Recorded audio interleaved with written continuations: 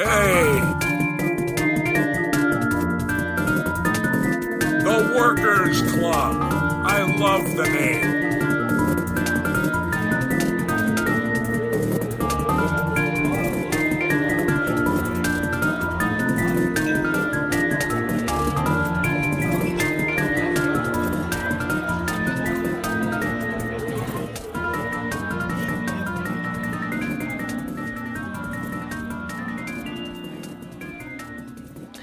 All right.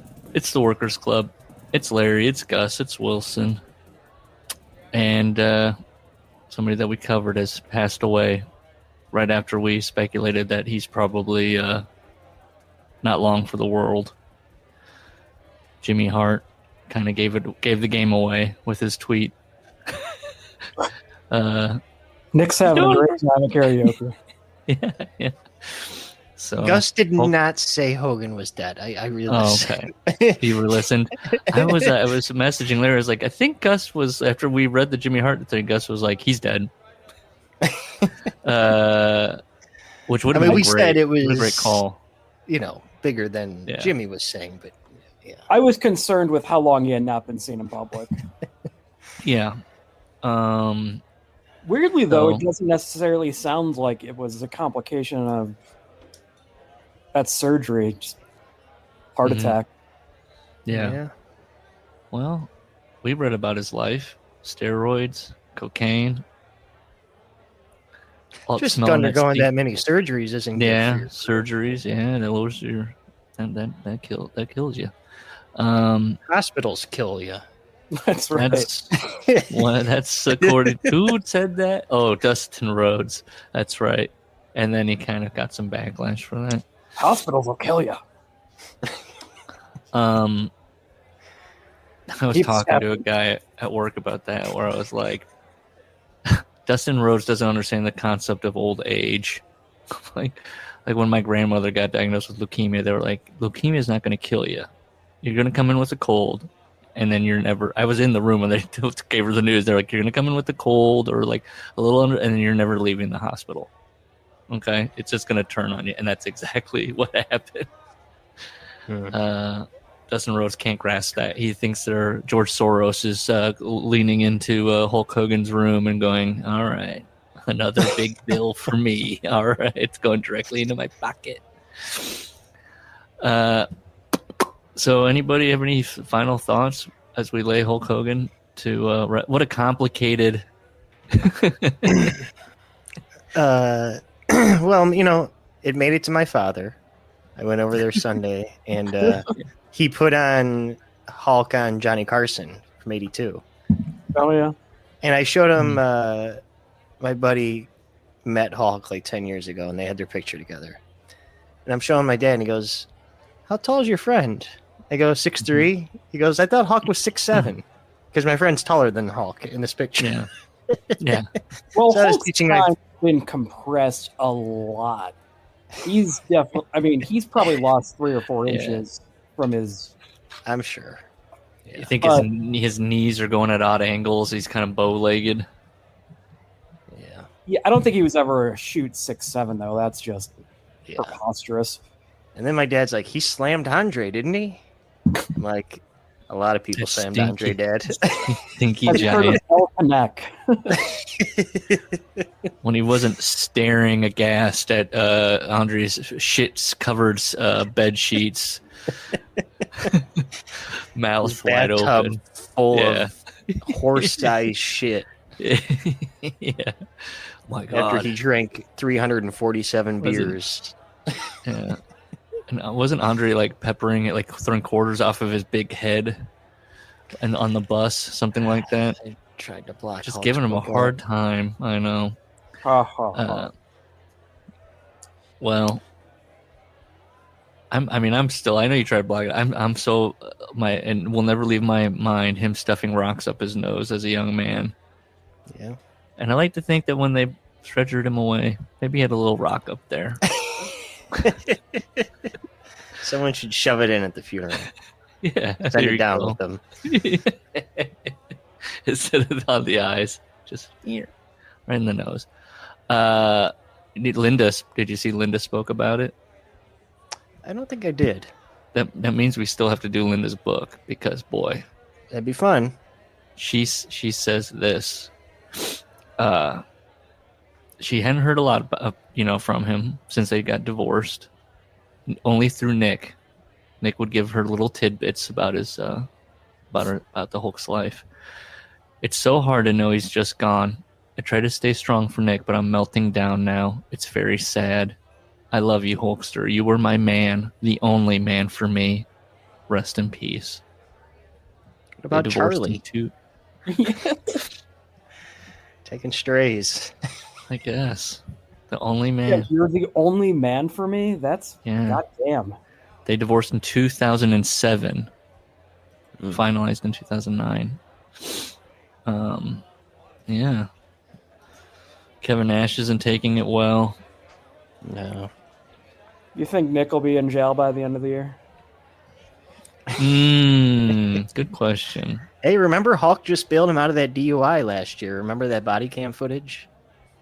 When I Hogan didn't showed realize up. they had another one that recently. Wow. Yeah, Hulk shows up. Nick's got like 3 people in his car. He doesn't blow. And they send Hulk to... I don't know why Hulk shows up, but he's got a fucking walking stick. Like a big Gandalf one. And just, being nice to the cops. Lordy. They're like, slammed Andre. I mean, they have to know Nick by name by now around those parts, right? Oh, just a bummer can't make the trip anymore. Well, I mean, listen, we saw Ric Flair planking in a bar last week. I don't know if you guys saw that video, but he's still down there. I'm thinking about Hulk Hogan, and everybody is part of this Hulk Hogan. Funny thing about him dying is everyone's litigating how do you talk about a guy that was kind of a shithead. And I don't know. I was never that much of a Hogan guy, so I don't really give a shit how people address his legacy or if he's. Should he be? I know then Dave's in the tweet. He's on Twitter, just with the fandom that's coming out of the woodwork to be like how would they put it? He saved Pro wrestling wouldn't. Yes, he saved pro wrestling. Pro wrestling wouldn't be what? It wouldn't be. They just say a lot of these people were saying it was going to die. Oh, come on now. It's been a bad week for my. You had to get back on Twitter. Now you're getting it with both barrels. Listen, the response has been overwhelming since paying for it. Tons of likes, follows, clicks. I'm looking at the numbers. It's paying off. And I'm not being that snarky. Trying but not in a negative way, But just it's a dark world. Telling Brian Gewirtz that we loved his book, that's not nice. I'm trying to get Al Snow too. Anybody, yeah, it's all. Well, I have Al Snow news. Al Snow exclusive news to the Metro in the UK. Because OVW got bought, so now he's got the connection. Well, do you remember the show that we watched, The Wrestler, or was it Wrestlers? Wrestlers, yeah, The Wrestlers. Well, exclusive to the Metro, Al Snow said that there were certainly talks for a second season. Now you know why he's talking about this, correct? Because Netflix has debuted a new wrestling documentary show, WWE Unreal. Well, that's right. Al proved the concept out. I mean, they're really just taking... So except I actually felt like Al's show was real. It was. Yeah. We if saw... He now, he's like... We saw... Yeah. It was so real. They had the one guy that tried to cut a promo in character to get some camera time, and Al Snow looks at the camera and goes, "What was that?" Whereas Paul would have rolled with it, right? I like that. I don't even know. I feel like they would have had such a clan. WWE would be like, do not do that jerk ass shit. Do more rules. forward. I don't- Right foot forward. He says that there was talks about a second season. They had the option until last September, and they just never took the option. It just ticked past. There was no fanfare or anything of that nature. It just quietly moved on. Now, I'm going to share this article with you guys just because, by the way, all these articles are like, despite having a high Rotten Tomatoes score, that's how they're couching it. There you go. But I need you to see the picture of the guy that bought it from MSM, Rob Edwards. Hold on, let me send this to you guys. You got to see. And there's a couple good Al pictures in here, too.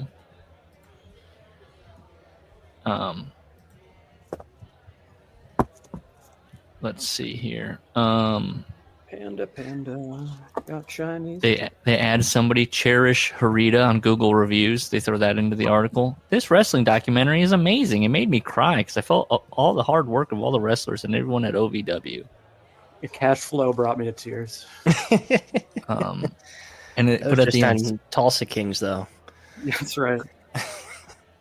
this is clearly Morley Sports Management has put this out because it says this is how that article ends. Thankfully for OVW fans, the company is still going strong after being bought out by the UK-based sports agency MSM, who are launching a new initiative to give athletes in football, rugby, and other sports a launch pad into wrestling. So yeah, no more wrestlers. If you thought wrestlers was coming back to Netflix, Al does say, from what I understand, we have the option to have a second season, whatever that means, if we wish. We just would do it with a different streaming service than Netflix. Okay. Tubi, do it. Fuck yeah. Come on. I'd love that. Do you want to hear... Now, when Kevin Nash isn't sad or talking about politics, he's defending Paul's booking often. And there was a couple blurbs that came out that I really, really enjoyed. One is on the criticism that storylines are not moving. He says... Better friends, better enemies. That was like 2.5 years. If you think that the storylines aren't moving, here's Kevin Nash's counterpart. People are saying it's still the same. I'm thinking, no, it's not. Jay's not champ. And if you're watching these shows, these Netflix Raws on 4 times the speed, then you're not going to catch the nuance. Ooh. Expletive deleted. The fucking nuance. I'm not saying you do. I'm not saying that you do. He said Oliver. I'm saying that people do. Okay. Is there a 4x speed option on Netflix? I don't know. You're missing the nuance of Paul's booking. It's not the same. Jay's not champ anymore. He was, and now he's not. That's right there. That means the storyline's moving along. What's the story? It seems like Gunther kind of just beat him in a flat match to resume where they were going before they took this U-turn. Or this, Larry's YouTuber. watching it in times 4 speed. Well, I did see Nikki Cross in the background. Oh, that's... I'm glad she's still getting minutes. Maybe Paul should put little tidbits that are a little bit bigger than just in the background. Because then, if you're watching in 4X, you're going to miss that little bit of business. Now, tied with that, the idea that WWE has gone stale. Okay? And repetitive. Same thing. Well, Kevin Nash says, look at this. You look at a show that was wildly successful, Friends, Seinfeld. Was it not the same fucking people every week? Like, it's the same. It's the cast of characters. The nuances. It is a different script every week, but it's the same. There you go. Friends, Seinfeld. Not for 52 episodes a year. Yeah. You get 22, and that's it. And I'm pretty sure all those characters, not Seinfeld, but that was Friends, yes. Characters changed over time. They weren't quite static. why does Kevin Nash, like, at what point is Kevin Nash like, I don't want to do this anymore. I don't want to defend Paul's booking for the next 20 years. God, someone fire him. That's where he loses me. Because, Nash will charm me with some stuff. When he's yelling at people online about politics, and he's very funny. Mm-hmm. And talking about media stuff, like the David Lynch shit. And then there's that, like, 5% of them that's still in the business. Mm-hmm. And that's where this comes from. It's also tied to, like, the click in the van, all driving together. It'd be a send up if he was like, yeah, actually, I got some issues with this booking. It would be a mark against the click. They had all the great ideas, They knew where the business should be going and what should be done. I don't think Kev's watching the show. You think he's just reading some Twitter? He's reading Twitter reactions. I listened to Kev for, I don't know, 6 months maybe, when he was pretty new, around the time his son died, like before and after. Mm-hmm.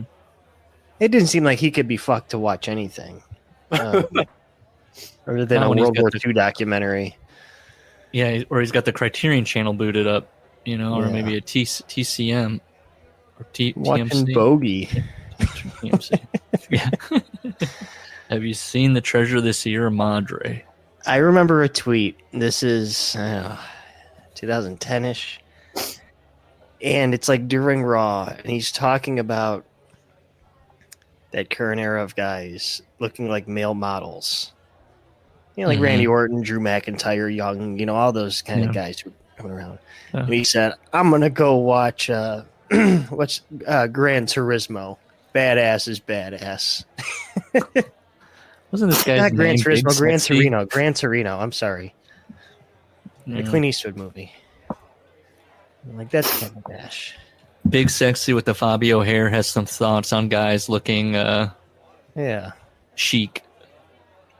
The last bit was I had, because of Unreal, we got a lot of Paul stuff and just in general. And Brian Gewertz pops up apparently and talking about booking and, The Rock's, Larry, you just were sharing with me before we got on about The Rock and Brian Gewertz pitched Kevin Owens as a surprise champion. Gus, have you seen this? No. Okay, the idea was that Cody turns down The Rock's offer. The Rock says, well, guess what? Impromptu match. And it's Kevin Owens, and he beats Cody and That's becomes awful. world champion. I don't care about any of these ideas. I was telling Larry because at the end of the day, none of these things would have gotten any follow-up because The Rock opted out of everything after the big thing, the turn. Well, Travis wasn't happy with it. That also is funny. I got to talk to Travis. Seeing that clip of Paul and having all the calls that he has to make just to make one decision was like, wow, you really are like the most middle of middle managers. Especially the whole. Go ahead. Of the 10 people in the writers' room, it's whiter than Mar-a-Lago. I saw that Paul Heyman's the most ethnically diverse person in that room. I saw that one. I don't know who this guy is. Looks like shit. But he goes, and then who comes out at number 30? Chelsea Green. And I was like, these fucking guys get paid for this shit? That's a Reddit comment. That's a Reddit idea. Yep. Everyone's eliminated, but then still number 30, and it's the worst wrestler you know. And Triple H has to fake laugh. Are you kidding? Everyone's in awe of her selling and her willingness to take the piss out of herself. You're not buying it? We were talking about that in the Discord, where at least I brought it up. The Reddit thing can get exhausting, or the online thing these days with the WWE fan base. It's all rooted in what's the worst shit that you can think of. Maybe that's actually good. and it's constant. Let's discuss comedy characters, or who should be funny, or what's a bad gimmick that you actually think is good, or that you liked and nobody else did. And it's rooted in that, giving everything the flowers. Rarely is it talked about like, let's talk about the actual quality wrestlers and why they were good. There's no discussion about that. We got to have R-Truth discourse again. See you on SummerSlam? Where is R-Truth?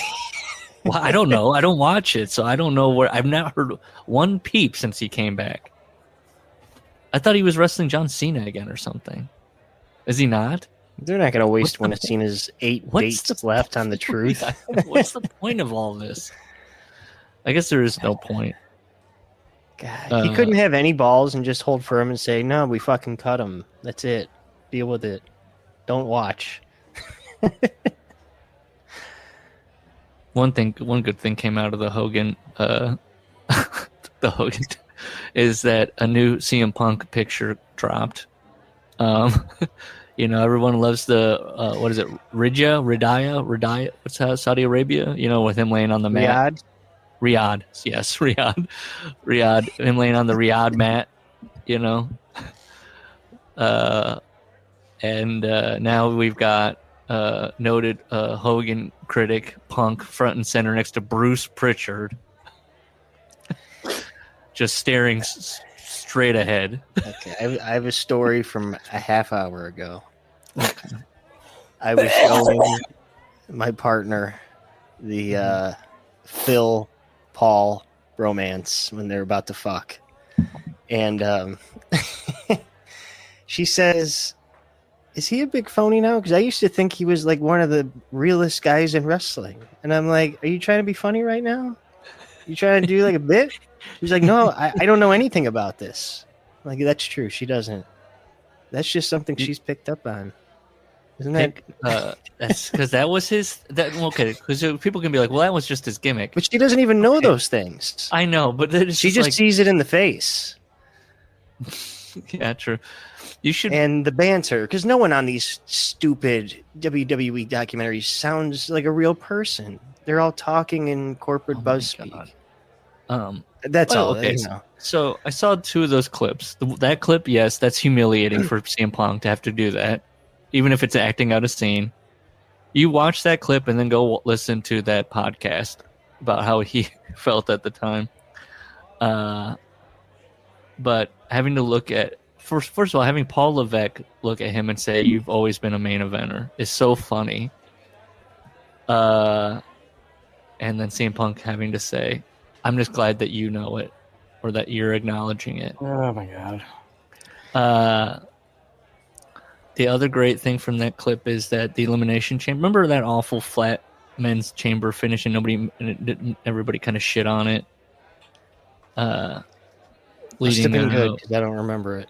Yeah, I don't either. It's revealed in a clip that CM Punk lays it all out. He's got all the group of guys are standing around, and he's like, "I'm making it for the ropes." And I thought to myself, Phil, it's an elimination chamber. Why the fuck would you go for the ropes? Because that's leading into everything. So then it's just like, what?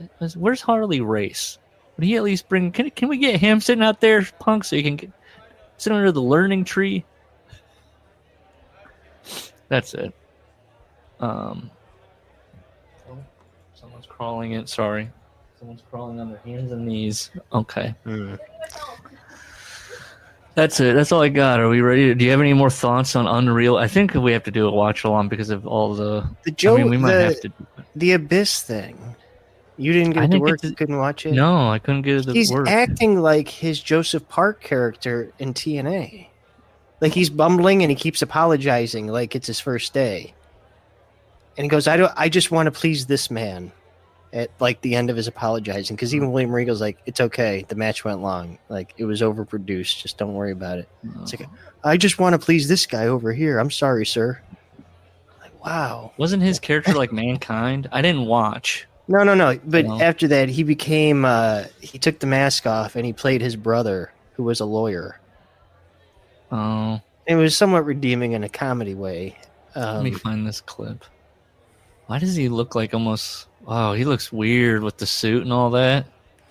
Yeah, well, that's what he wore back then, so it's not that weird. But I don't know. But to me, he's just like, oof. I can't get the clip. I find it has like a couple stills. It was overwritten and overproduced. How is something in wrestling overwritten? listen, How do you pull that off? There's just so much going in. They have overcomplicated it so much. So Bruce Do you Pritchard's think Flair title needed a producer to know to finish at 59 minutes with Steamboat? Who would have been back there? Who would have been back there if we Abyss is do calling spots to the referee while the match is going on. He's telling them to skip moves. Yeah, to wrap it up fast. Trying to think. So who would be like? Shouldn't have to take it home. Have Seth Gorilla is go like- out there, hold up the pencil. That's right. Not on my watch. Seth is thinking. Trying Why to does it think. matter if they go over on Netflix? They have unlimited time. They could put on a 4-hour show if they felt like it. That's very true. I didn't even think about that. Because they've been doing like I think 2.5 hours. Yeah. But they've got there is no time limit on Netflix. So the whole thing is kind of redundant. Bruce Pritchard taking on like the Vince McMahon role. His title is what? Executive Director of WWE's Creative Writing and Talent. Ugh. That's Bruce's title. WWE Creative Writing. Okay. All right. You ready to get into JR? Yeah. Okay. We last left JR and he had agreed to a deal with Vince McMahon. His tires have been slashed, but he's got the job. He's leaving WCW and he's going to the WWF. And it's 1993 and he still has a radio show. And JR's thinking, well, I want to make a big splash. And he's thinking, well, WCW doesn't own my radio show. They're a sponsor. So why don't I just have WWF wrestlers on now and start talking about leaving and opening up, as he says, opening up his show a little bit. WSB was the station in Atlanta. He's pulling a Larry Nelson. Yeah. Remember when Larry Nelson did that? It was only AWA guys. Yeah. And then he had WWF guys on. And they got mad. Yes. And this is going to happen where Vince McMahon comes on and Jim Barnett and the TBS lawyers are not happy. And Jimmy, what you doing?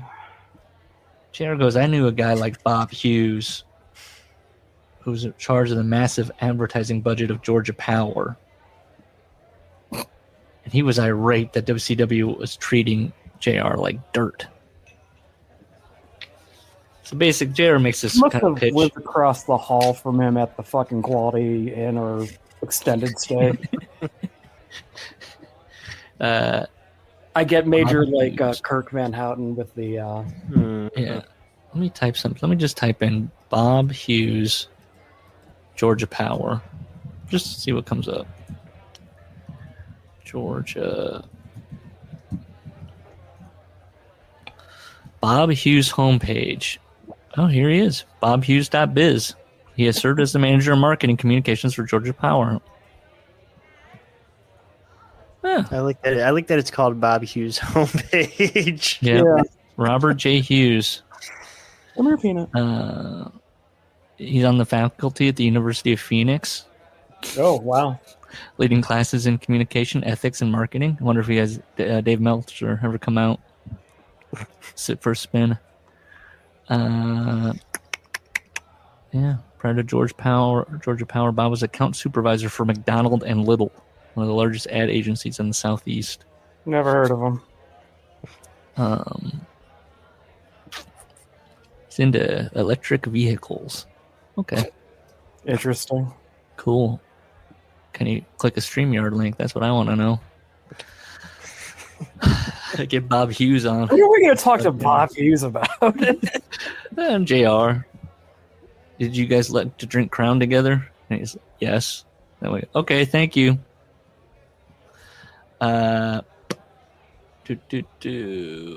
Vince tells JR, and he knows how to talk to JR. It's the equivalent of John Madden jumping from CBS to NBC. There you go.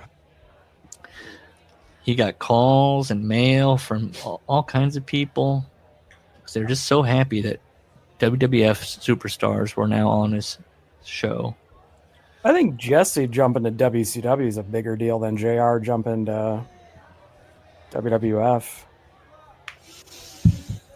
I mean, none of it registered for me one way. When I was a kid, I don't know, maybe you guys were like this or not. When I was a kid and I turned on the channel, either WCW or WWF back in the 90s, whatever, and somebody that I used to see on one program was now on another, I just figured people just floated around. I didn't know. I was just like, oh, I guess they're here now. Maybe they'll be back. I don't know. I just took it at face value. Didn't think much about it. Yeah, I didn't know him as a WCW guy yet. I don't think I had discovered them. But I mean, Mania 9 is my first Mania I watched live, so he was just a new guy to me. Mm-hmm. Well, that's the next chapter, WrestleMania 9. And it starts with Vince asking him if he's comfortable wearing his toga. And JR's pretty much like, sure. Everyone's in costume. And we get introduced to Gorilla Monsoon. This is where he becomes a fairly decent character in this book of JR's. You ready? And then JR kind of goes, he's like, Gorilla wasn't doing so hot, health-wise. And his son had also died 10 months before. So he kind of paints Gorilla as kind of... The way JR paints Gorilla is kind of on his way out, kind of getting sicker, depressed, has lost his son. But then they're back and forth, so generally Gorilla's on top of it. And he's a big swinging dick.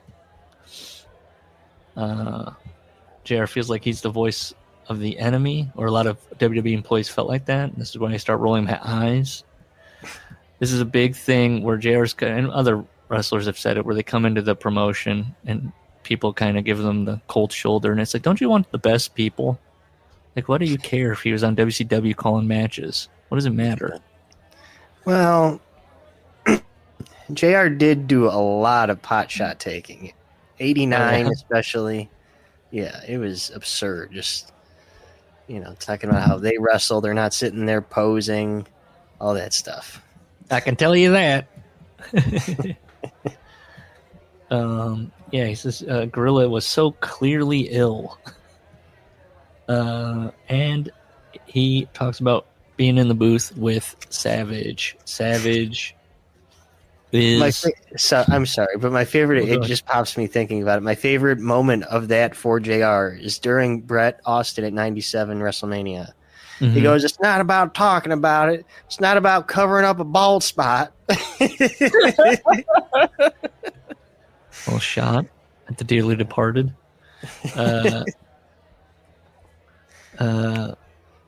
Macho Man was hard to work with. Because he never knew what Macho Man was going to say. And so you're trying to direct traffic, and it's kind of hard to corral Macho Man. He talks about Heenan, and that he was the total wrestling package. And I could see that being difficult. Savage. Throwing you off. It is when you... I mean, this is off memory, and I've watched, like you, Larry, WrestleMania 9 was one of the first ones I could get a hold of on tape regularly. And so I just ended up watching it a lot. And I also liked it. It was outside. I kind of liked that, kind of like parking lot feel to it. Yeah. But just, it seems off memory. Kind of everyone's doing their thing, and then Savage just randomly is yammering. Yeah. I think... he doesn't he get called out by Heenan or JR at one point where he's like, "What does that mean?" Ooh, I don't remember that.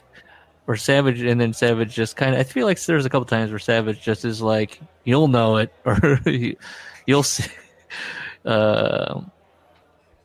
It's. I enjoy the chemistry of the one random guy off on his own planet, and then Heenan and JR. I don't know.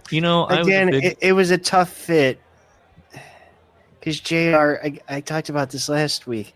He's so super serious, and he's calling the doink match. There was a lot of stupid gimmicks that I don't know.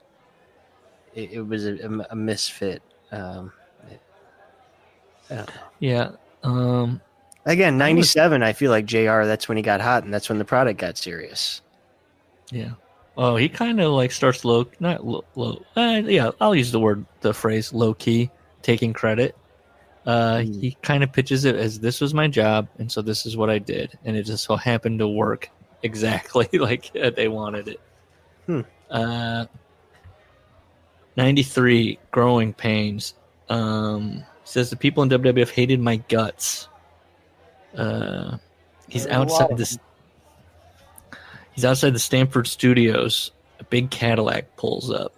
The license plate says kayfabe. Who's inside? Gorilla Monsoon, smiling. What a baller. Exactly. That's what it's like. It's like, this guy doesn't sound like he's on his way out. This guy sounds like he's having the time of his life. Goddamn life. So, Gorilla goes, "You like to drive?" Well, I started out driving for Leroy McGurk in a car like this one. Well, I'm more or less blind now, Jim. How about we ride together? And then a girl adds this little bit of. This is Gorilla trivia for you if you're ever at the wrestling trivia at a bar. If we're renting a car, I need something with leather seats. I can't get out of the car if it has regular cloth seats. All right. And JR says, "Got it." And then he thinks, I was just thrilled that someone with so much clout was taking a shine to me. And I was like, there it is. Oh, yeah, JR. All right, let me saddle up. Okay, this is the guy. All right. I like this exchange. JR asks, what do I have to do to let people know I'm not the enemy? You want the truth? JR's like, yes. I'm not sure. This is pretty bad. Okay. Gorilla. So then he's talking to Bobby. They're doing their where they record the play-by-play at a later date. And they're just doing these 4-hour records at the studios. And Bobby Heenan informs him, people are actually starting to like you. And he goes, why? And it's because when it's Heenan and JR and Gorilla, the catering is desserts, meatballs, potato salads, and soda. No, you have it backwards. Well, no. Yeah, no. Vince and Savage have healthy food. Yes, I'm getting Vince and Savage do pasta, salad, and chicken breast. And so the crew just wants the JR show with Heenan and Gorilla. Yeah. So they can eat shitty food. And they also have chocolate cake. And they're very good about just knocking out the recordings. When Vince is there, he has to keep stopping and going in and out and he says he was shunned by other broadcasters like Lord Alfred Hayes. What a dick. Yeah, he's rude and unprofessional until Monsoon and Heenan got wind of it, and they had a quiet word to his lordship. And then they became famous friends. We had fun and drank together. We loved to drink wine. And Lord Alfred Hayes would regale us with stories of his days in the UK. That's really weird. Lord Alfred he doesn't Hayes explain what changed. It's good. It's like The Sopranos. Gorilla took him aside and was like, "But if someone's being a dick to me, and it takes someone talking to them for them to change, I'm not going to want to then hang out with them, like without an explanation. You know what I mean? Yeah. It was like they're being forced. Gorilla took Lauren and was like, "Take it easy. He's okay. He's okay. He drove he drove Leroy McGurk. He's cool, man." He didn't say anything about Grizzly Smith. So, you know, he's trustworthy. I know. Maybe Lord thinks, well, he did hang out with Grizz a lot. I'm not a fan of that Ponza. Lord Alfred Hayes liked to talk about his time working with Bob Geigel, the NWA promoter. Cool. Bill Watts had told me years before that Gorilla Monsoon is one of the truly good guys. So Heenan and Monsoon liked JR because they knew he was a territory guy. I rode up and down the roads with the guys, getting my hands dirty. I wrote, what does that mean? And then he moves on. I refereed. I was the ring crew. I was one of the boys. What is getting your hands dirty when you're driving up and down the road? Was that like holding somebody's syringe? Yeah, cleaning things, right? When someone's drunk and got their dick out, you pull their pants up and get them back in the car before the cops come. Okay. What are these? Are these any of these crimes? Like how debaucherous are we getting? Is he giving a wad of sweaty money to a girl that's been assaulted by Ric Flair? Why would your mind go there? Well, getting his hands dirty. Just going, hey, don't worry about it. You have a story for the road. All right. First of all, because JR also said that he saw Ric Flair's penis a crazy amount of times. Macho Man Randy Savage comes into the studio. JR's there. He's yelling at the crew, get out! And JR thinks, I'm about to get my ass beat by the Macho Man. Holy shit, it's happening. That's what I wrote, it's happening. I guess JR had a premonition that this might kind of word it as if it's finally happening. And Randy Savage says, who put you up to it? Who got you? Yeah. He puts in the yes. So I said Randy Savage to say, who got you? Yeah.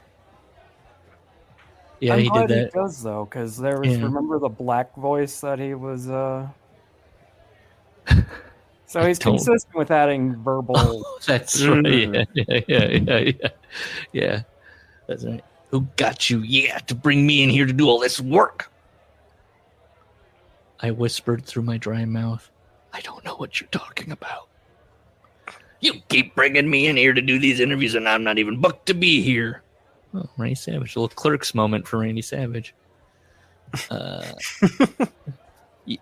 you goddamn ribbing me, Ross? Randy, you're a household name. I want you to get on TV to help get these angles over for... Shut up! You think it's funny bringing me up here to do this shit? Do you? And then he's sticking a finger in his face, and he's got his hand around his throat. He's got JR by the throat. Because if you think that, you're... Randy, the boys are working you. It was Gorilla.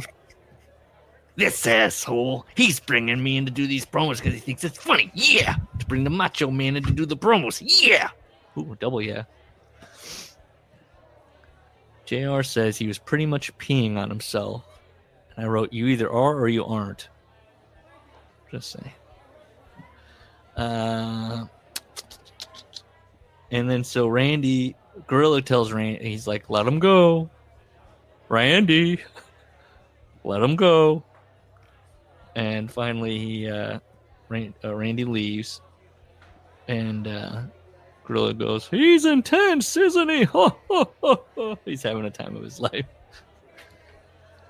And JR's like, I guess I won't. I'll quit writing his name on the booking sheet for the promo day. And then you ribbing me, JR? You piece of shit.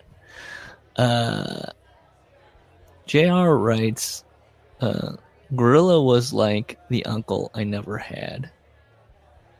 I thought, what is JR's idea of an uncle?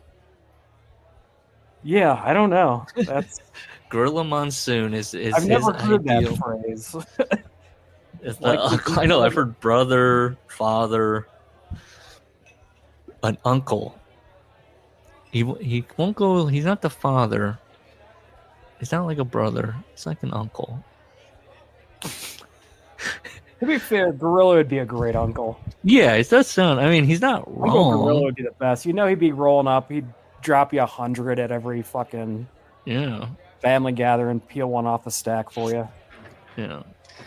It's fun to remember, and I always forget this fact. What? Victor Quinones, who runs Puerto Rico, is Gorilla's illegitimate Correct. son. Yes. Oh yeah. Again, Gorilla is just a what a man. He's sticking your Puerto Rican son like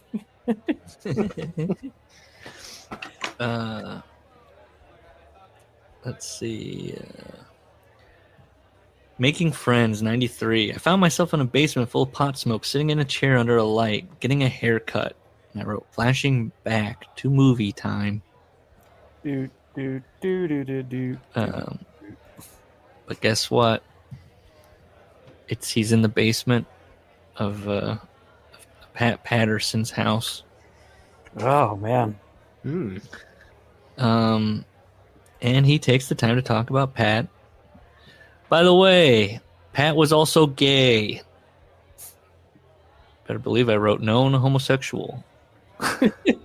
Remember that story? Someone told it that whenever Vince would introduce Pat to like new hires, he'd be like, "This is Pat Patterson, and he's gay." That's funny.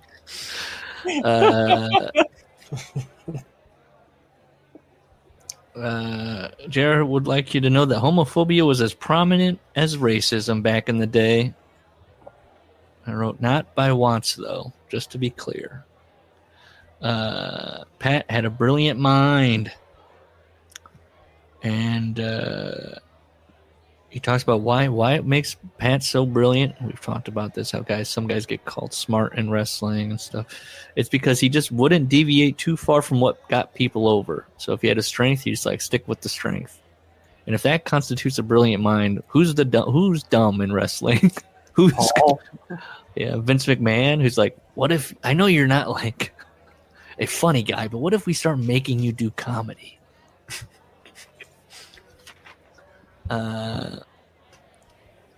Pat's house became a sanctuary for JR.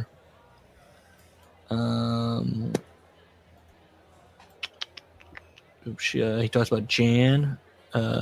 She was, being a flight attendant. She's based out of Philadelphia, so she's doing a lot of travel. So JR kind of hangs out with Pat a lot. And his partner, Louis Dondero. Mm-hmm. Amazing host, generous, funny, and a licensed hairstylist.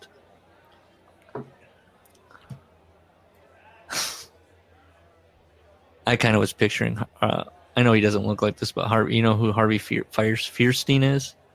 He's in Fierstein, yeah. Firestein.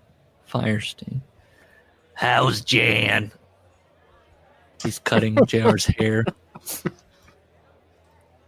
He's in the barber's chair. That's the voice you're casting for Louis Dondero. She's good. Traveling a lot. Now it was a perm you asked for, wasn't it? They're all laughing, chuckling. Pat does not smoke weed. Louis does. Pat likes a vodka cocktail.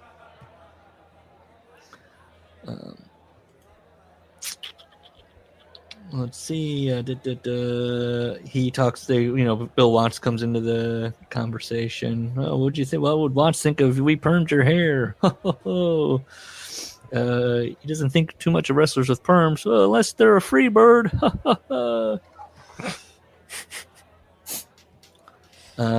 Even though I was a grown man, I still missed my hometown, my mom and my dad, the cinema, and the $1 for a haircut. I went, hey, I called it a page earlier.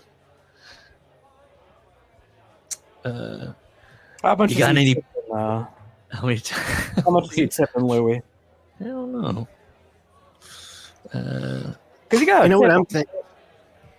Oh yeah, isn't the story that Brutus Beefcake was based on Louis Dondero because he was a barber and Beefcake was billed as being from San Francisco.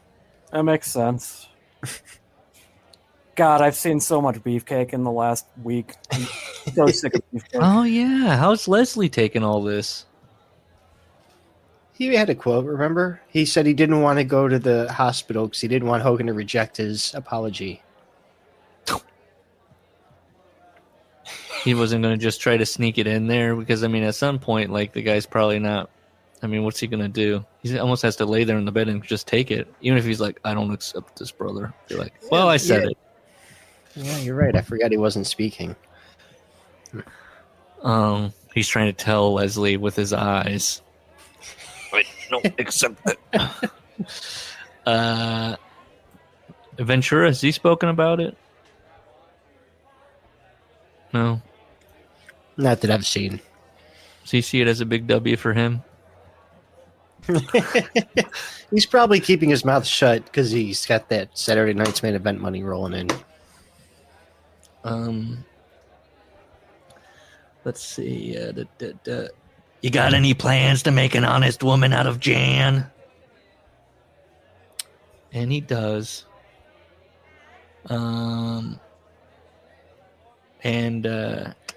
JR brings up while he's getting his hair cut by Louie. Pat's sitting there watching, you know.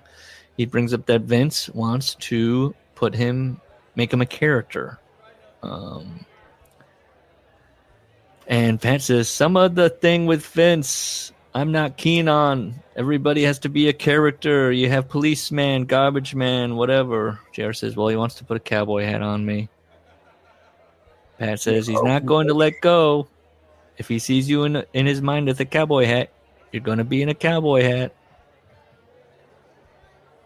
And JR doesn't think so. And I liked this chapter. I wrote, good job, Jim and Paul.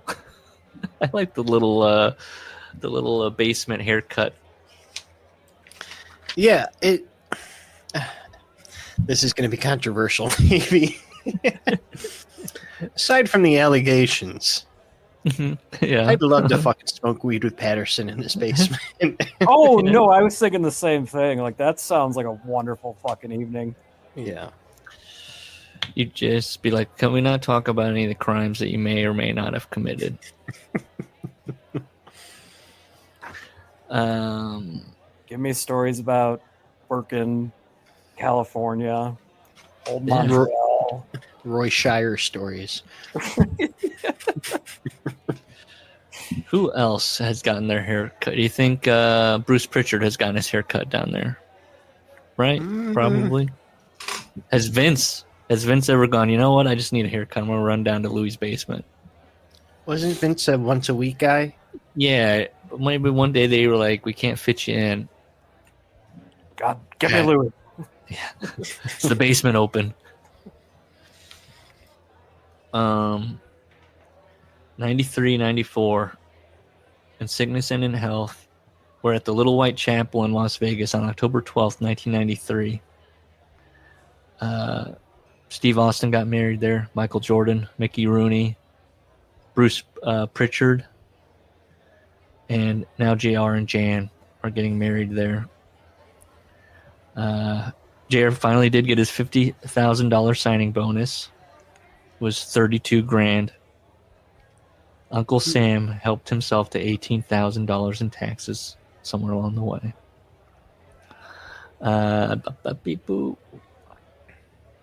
We cut to, he was hungry to get on TV, right? So after WrestleMania 9, they don't put him on TV. And he's got a new wife, new life, new job. Let's go. He's ready. Cut to JR. The doctor said I have Lyme's disease. Lyme's disease? Don't you get that from licking rocks? Says Bruce Pritchard. I don't think so, Bruce. You get it from fucking deer. Plum Island strikes again. Yeah, what does Jesse think of this? I don't like this because last Thursday I've been working in the woods. Uh-oh. Mm-hmm. And it's nighttime. Someone's rubbing their hand on my back and was like, "What is that?" I'm like, "I don't know. Is it or something?" The light flicks on. I got a fucking tick. Oh, no. So now I'm convinced Lyme disease is just waiting for me. Apparently, he hadn't burrowed yet. Apparently, if you catch it soon enough, they can treat it, and it's not a big deal. And da. Yeah. So all of Jesse's hand wringing about it in the book is kind of like, okay, well, the government has agreed for this minor inconvenience. Yes, the government wants to minorly inconvenience you if you don't. It's all on you. They're hoping you don't catch it. So he thinks that's what a doctor's telling him. He has this attack, and he says it happens the morning of Super Bowl XXVIII. You don't know what that is? I'm not going to do the math on that. Okay. I was going to Google and just see what Super Bowl that was. Was it 93, 94? Where is that? That'd have been Cowboys Bills. Okay. So, Jared's watching Thurman, and he has an attack. Or I guess it was the morning of that Super Bowl, so he doesn't get to watch Thurman. One of his eyes is drooping lower than the other. So they go, and his mouth starts dropping. And then he goes to a neurologist, and the neurologist says it's not Lyme disease. And it's Bell's palsy. And Bruce doesn't know what that is either. Facial paralysis. So JR's got to take some time off. That's where he writes. In and out. 94. Lisa Wolf shows up. Lisa Wolf has popped up. We were talking about it, Larry. Al Snow had a problem with Lisa Wolf. I was trying to remember anybody else we've read that maybe had a problem with Lisa Wolf. I can't remember all the... Vince needs you to come in.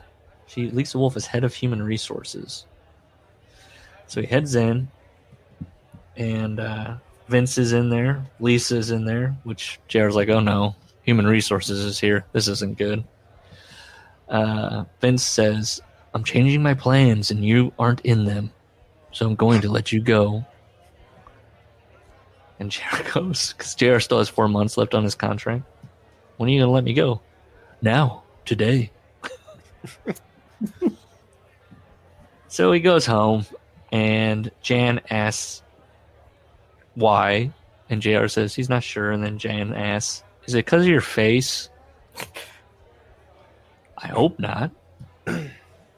I'd like to think Vince isn't that cruel. Oh, JR. Oh, JR. Did you see his face? And then he says to Jan, it might have been because I was reluctant to play the character that he wanted, the good old Southern boy with the cowboy hat. So I think that might have been part of it. Also, the other thing doesn't help because Vince never really a huge fan of people being sick or yada yada. But JR now is struggling with the crushing, sickening feeling of failure. He's flashing back to the times his marriages have failed. Now he's bringing it to a new household. His illness, his unemployment, and he writes in, my 2 ex-wives. And the complications that brought. That's a quote. I'm guessing he's referring to kids and stuff like that, and maybe money going out and da. So they just pack up and leave. They go back to Atlanta, and they find a place that's. JR notes they find a place that was a 5-minute drive to Fat Matt's Rib Shack. Okay, I don't know if that's just JR being dry about fat. I'm going to type it in. Fat it has to be a Matt's. little bit I don't think they bought the house because it was 5 minutes. It was just... No. I think they That's discovered. a bonus. Yeah. Oh, it came up. Atlanta, Georgia. There it is. Wow, this place looks like it could be good. I like the outside. Let's look at the menu. It's Atlanta, Georgia.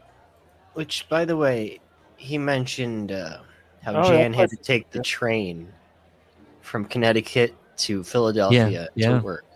Yeah, that's 3 hours. Yep. That's unreasonable. Today, it might have been slower back then. I don't know. Rib sandwich, piece of bread. There you go. Slab, piece of bread. I like that they're just giving you here. Here's a piece of bread. Chicken breast sandwich with chips. All this seems fairly reasonable. Pound of chopped pork, $18.50. That's not bad.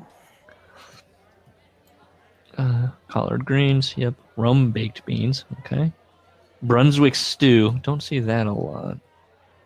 Brunswick stew. Mac and cheese, potato salad, sure. Pies. That's about it. Wow, they really, for the menu, they really keep it.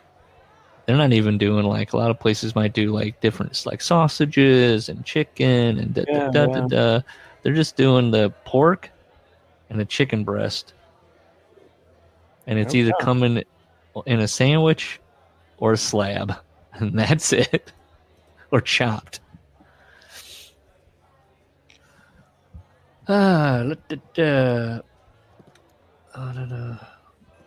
He meets with Eric Bischoff. And Eric gives him some time, which he appreciates. And Eric flat out says when they meet, I wanted to meet with you because I just don't think this is going to happen. Have you seen your face?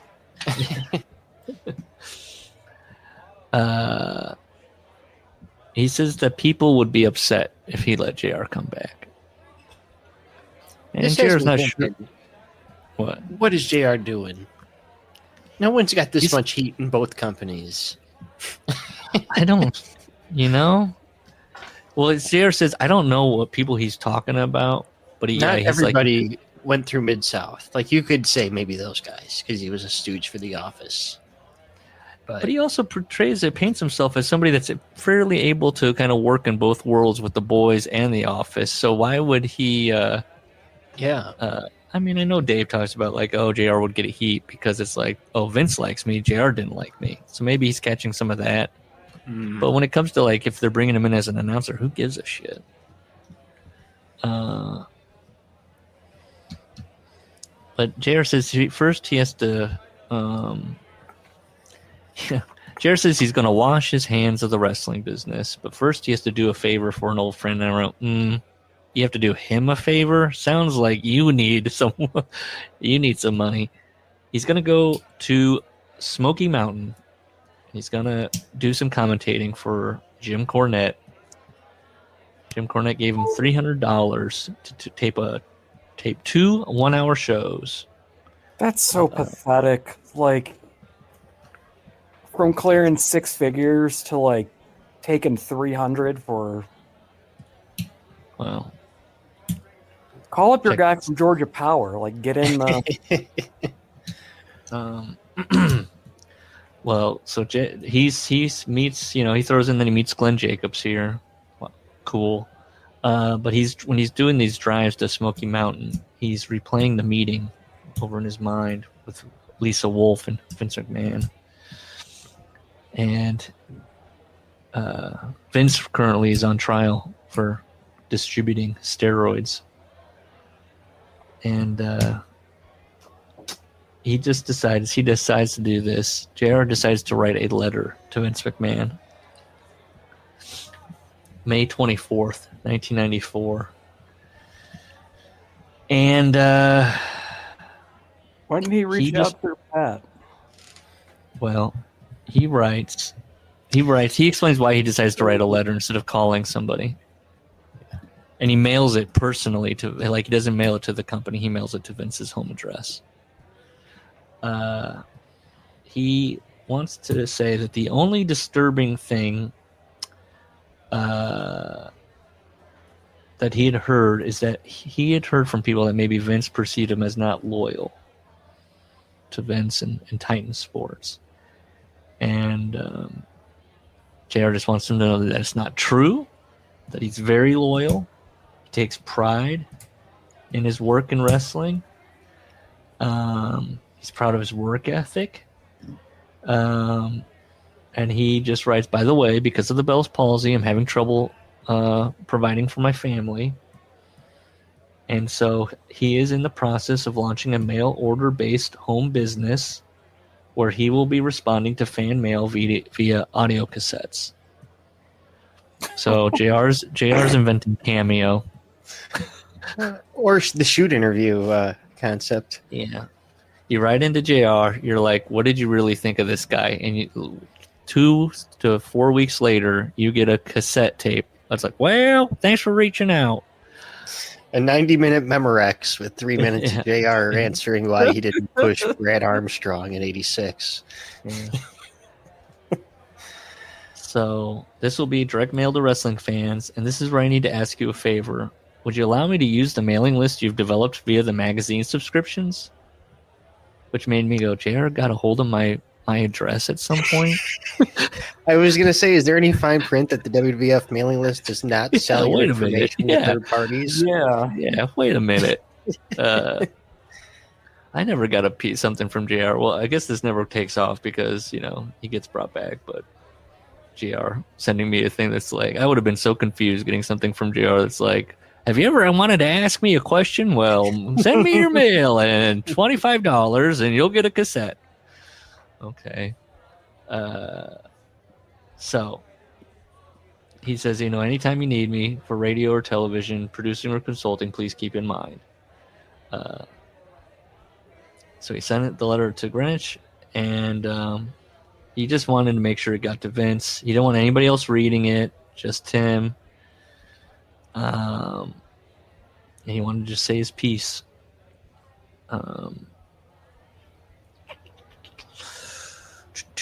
What happens here? He gets a call. What is he watching? Oh, The King of the Ring with Gorilla Monsoon, Randy Savage, and Art Donovan. Oh boy. And he gets a call. He gets his contract. This contract gets a nice bonus for working SummerSlam. He negotiated a very healthy 5-figure payday, which I wrote $99,999. I mean, what's a healthy 5-figure payday? I don't know. I would say 20,000 above. I mean,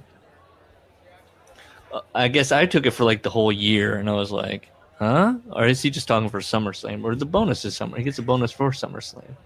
You're right. I can't see it being more than 10. I don't know.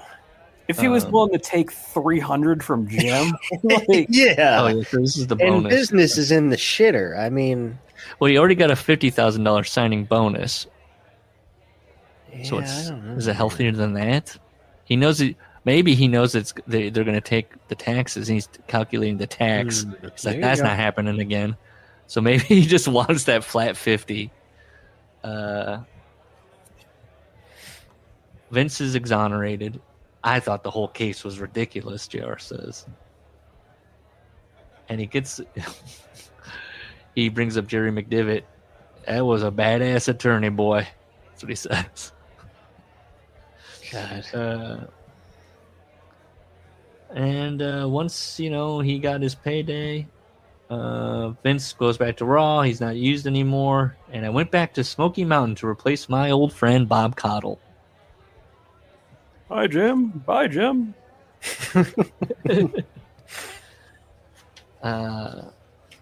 It's 94.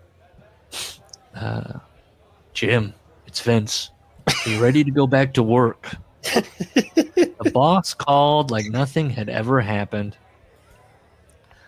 I want you to come back as a producer, be JJ's assistant in talent relations.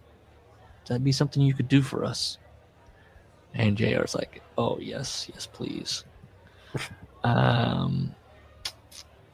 So he's there at the TVs, and he's just helping other announcers. And This Vince is going to be so appropriate. The next What? paragraph with the news today. Sorry, I got ahead of you, but it excited me. Oh, that I was in his ears with lines and information? That one? Or the next one? Where he's No, just see, I riding think you might have skipped it. Yeah, driving the Okay. fence. Yeah. And then news came out today that he was in a horrible accident last week. Vince? Oh, you didn't read it? There was No, even I a didn't picture know of this. the car. TMZ found out same day Hogan died. He was in a bad car accident. Single car. He was cited. Was it because he found out? And he like I don't know glanced if he at his was phone and was like, God no, what? Just like he's just sobbing Remember uncontrollably. that Vince was going blind? I feel don't like that was remember. an Alvarez rumor. What? Vince is going blind. Like Gorilla Monsoon? Yeah, I read it. How did the whole Vince McMahon is blind thing start? Crash. It has to be because I remember that. Like he was like having trouble seeing people backstage or something, and I think this that has to be. had a potential out just in case there were like any sort of. You can't blind man. Maybe. Okay. I'm going to speculate. Sorry. I'm looking at the car. I'm going to speculate that Vince McMahon was indeed notified of Hulk Hogan's death. Because TMZ goes, this is hours before we announced Hogan's death, right?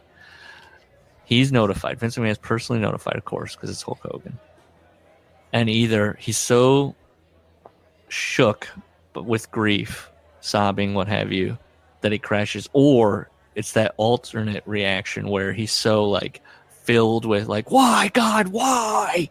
That he just plows his car. Just in a rage. Yeah, just like, oh, nothing matters anymore. Why is it always the good and young ones? That kind of thing. Maybe. Well, I think that both makes you sides. consider your own mortality when somebody like that was your, all his friends are dead. It collided with a 2023 BMW 430 and then collided with a median wooden beam guardrail. So he hit a guy and then hit the guardrail. Wow. And also a Ford Fusion became involved. That's fun. The airbags were deployed, so he got to feel like he was alive again as the airbags smashed into his face. You think he took a bump off it?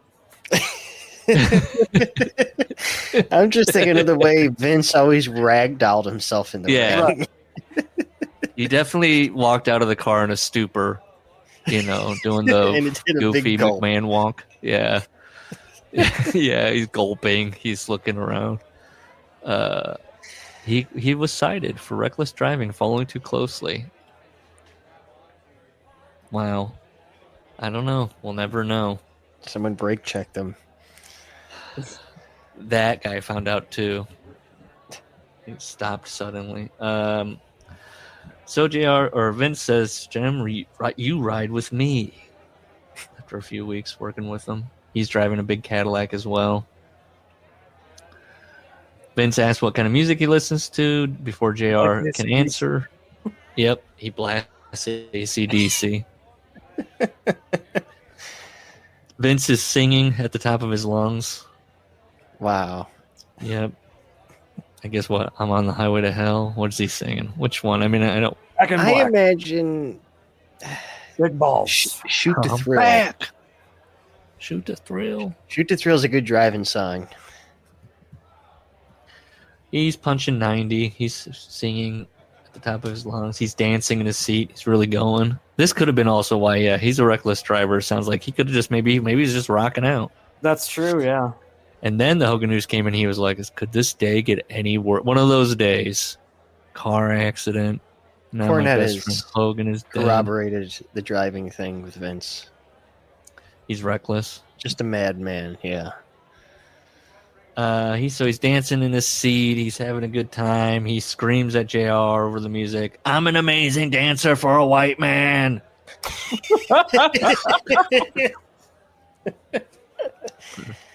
Bring him back. JR goes, I can see. He's swerving all over the road. Vince assures JR, I've got amazing depth perception. Don't worry. What a thing. So he stops the music mid solo, stops it. Then there's silence. And he's being very still and very quiet. I want you to hear this. JR's like, what? And he looks like he's like in pain. You can't hear that? And so JR's just sitting there. You hear it, Jim? And then JR's like, the car? Jesus Christ, listen! And then now JR's closing his eyes, he says, and he's listening. Here it is. And then he began to fart. And he's laughing. And JR's just staring straight ahead, not selling it. You know how I get the longevity and the smell, Jim? Protein. I eat nothing but fucking protein now. What a character. And JR goes, yeah, well, it wasn't that impressive.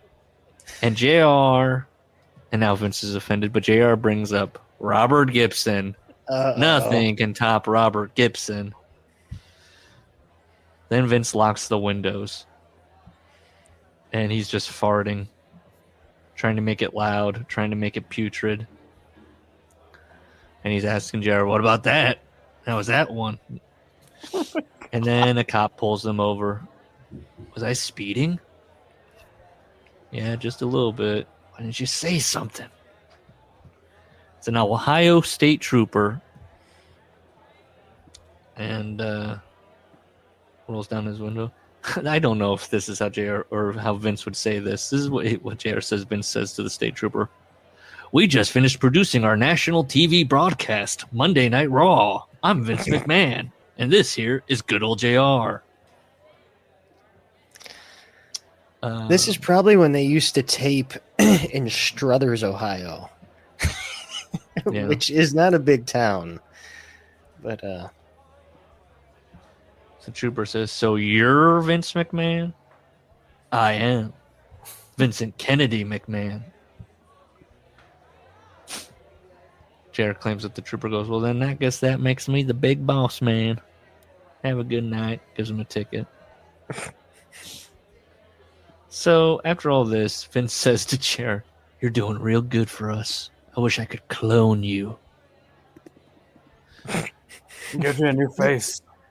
So this JR all feels like a coked out mania Vince is in. Yeah, I know. Like, I imagine he's grabbing JR by the lapels when he says this to him. Yeah. And then so JR decides to shoot back a compliment. Well, you're better at farting than Robert Gibson. You don't mean that. I do. And Vince drives away. There I you wonder go. if Vince was aware of Robert's reputation. Was that like a well-known thing in the business? Infamous Hooter. Mm-hmm. Take a break. All right.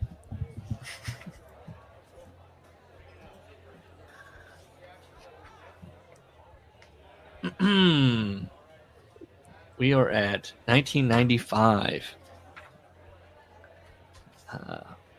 Bruce Pritchard runs up to JR. We need to do voiceovers tomorrow for the UK. JR's like, I can't do it. And then Bruce is like, what, don't you work here? JR's like, I just can't do it.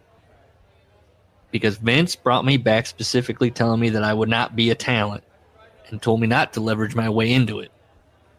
I'm just here to be a producer and help JJ. What a fun place to work. Yeah.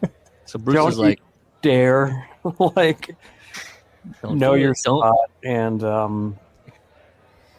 what was that one guy that leveraged his way in? What was that one that we were talking about? They were like, don't let him book because he's going to start booking himself. Oh, Dundee. I'm not going to be a Bill Dundee. Don't. Well, then Bruce is like, well, can I just ask Vince then? We need somebody to do this.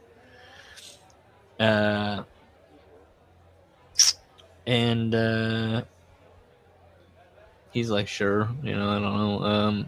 He talks about J.J. Dillon. J.J. Dillon handles the payroll and that handles talent issues. He's talent relations. So JR's learning that aspect. And he says that JJ was more even keel than Bill or Ole. JJ was a workaholic. He's noticing that working for Vince is kind of a thankless pursuit. Where does that name come from? Because it's a gimmick name, Ole. Are there people named Ole? It sounds right. It's one of those things you never think about, and it seems absurd when you do. I'll type in Ole name. Yeah, it's Scandinavian. Yeah. Oh, okay. That was the Andersons gimmick. Okay. All right. Ancestors name from Ulfar. Huh. How to say Ole?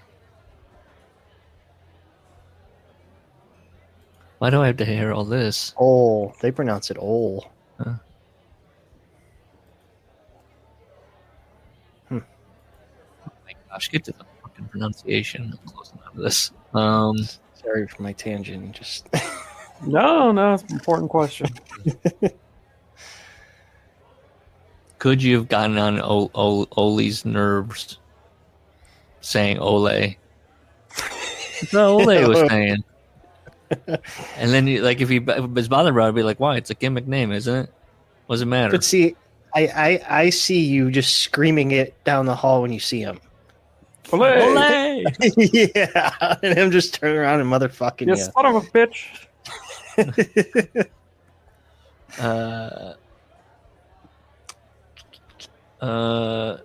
Problems in the roster. They want them fixed yesterday, last week, not now. They need to, everyone's always bothering you in talent relations. JR, I was settling it in to my life, enjoying my married life, coming to grips with my facial paralysis. I was happy. And so this is all leading to, by the way, when Bruce is like, I'm going to go ask Vince, by the way, there's a meeting down the hall, bye. He goes down to this meeting. And who does he see? Deja vu. It's Cowboy Bill Watts standing there. And he hadn't said a word to Jim about it. So they're all standing there. And Vince informs everybody, Bill is going to take over the wrestling side of things. Okay, I'm spread too thin. And the only one who can overrule Bill is me, but I won't. Okay.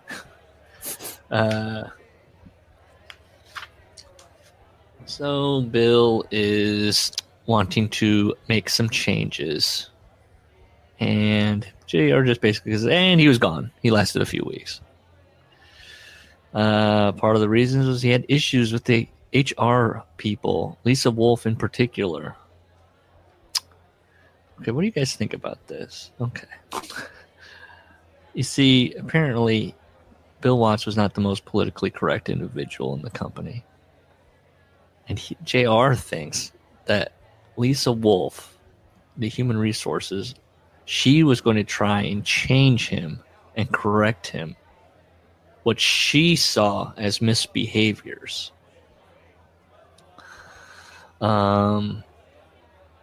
She would say, nobody talks to me the way Bill Watts does, not even my father. in her thick Boston accent. And JR says, well, the irony is Vince was just as profane, but he's just strategic about it. And Bill didn't have a filter, and it's like, wow. Vince had the capability. JR go, oh, I can't. Vince had that capability to just not be fucking rude and crude in front of a mixed company or whatever the case, or say something that the HR would go, wait a minute, you can't say that. How did Vince pull it together to function like a normal person in that regard? So here's an example of also, by the way, of Bill wants is he wanted to go old school. That's all he knows, Mid-South. They bring in Tony Norris. Hell yeah. JR calls him an impressive African-American athlete with a great look. And, you know, Bill Watts is thinking, all right. Bill wanted to name him Buck Johnson. And JR writes, Buck Johnson. And everyone's kind of looking around the room like, oh, God, here we go. Vince sees pro athletes are taking on Muslim names, says JR. And so Vince overruled Cowboy, named him Ahmed Johnson. Muhammad Ali. What if it's Ahmed Johnson? So they kept the Johnson. And Watts wants to get harder on the boys. Wants to start doing his fines for lateness and yada yada. And it just, Vince is like, okay, I'm done with this experiment. He didn't really want to relinquish any control. And he drives off into the sunset. Drives all the way from Connecticut to Oklahoma in a paid-for rental car. What's the deal with Bill Watts? He wanted to expand and become a national company, but he can't figure out human resources. He can't, and JR's just like, it's just the way it is with that guy. There does come a point where your eccentricities just become you being an asshole. Yeah. JR still kind of, his eyes are wet as he's like, that's just how he is. And it's like, he's a businessman. Yeah. Those things on a handshake. Yeah, God. JJ tells JR, it's 1995, you got to go check out a kid down in Florida. JJ and Vince trust JR's judgment. He's kind of starting to get the job of assessing green talent. Pat Patterson had told him this guy is a keeper. And who is it? It's Dwayne Johnson. JR wants to know something, though. This is JR starts really feeling himself, and like, this is him, you know, I'm scouting. Mm-hmm. I wanted to know if they have manners. Are they good with their family? Do they handle themselves well in public situations? What's their handshake like? Yeah. They got a pretty girlfriend. Yep. So he takes Dwayne to lunch. A Cuban place that Dwayne liked to eat at when he could afford it. Dwayne tells JR that he left after he left Calgary. He left the CFL with $7 in his pocket. Jesus, I was like, this motherfucker. The lore goes all, you know, he's dropping that in to people. He's establishing lore. Even then. He was unique looking, says JR, with a black father and a Samoan mother. I just underlined unique looking. Okay. Dwayne says, I'll have the grilled chicken, black beans, and rice, please. That's a quote. So JR remembers this. And then he tells JR, I'm going to be your top guy one day. And they're talking. And then Rock says, you know I'm broke and living at home, right? Lunch is Got on me. $7 in my pocket. Yeah. Asshole. Lunch is on me. Well, thank you, but I mean that I'm coming in to make an impact because I have to. Jared's going, I love this kind of talk from new talent. He wants to run talent relations like a major league franchise. He sees himself as talent scout, player development, coach. Puts that at the end.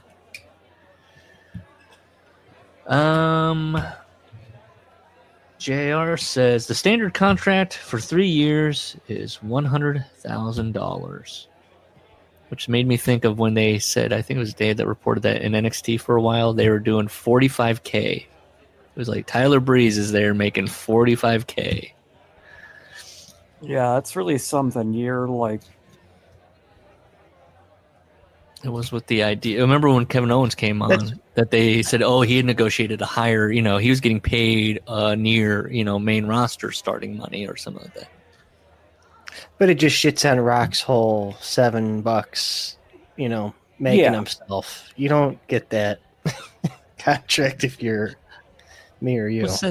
It's that thing too, where it's like, isn't the Lord that goes to like, so he has $7 in his pocket, and then he immediately starts staying over at Bruno's. So it's like, okay, you got a roof over your head, you're all right. It's okay. Yeah. You're hustling. Also, again, yes, he's a third generation, right? So like,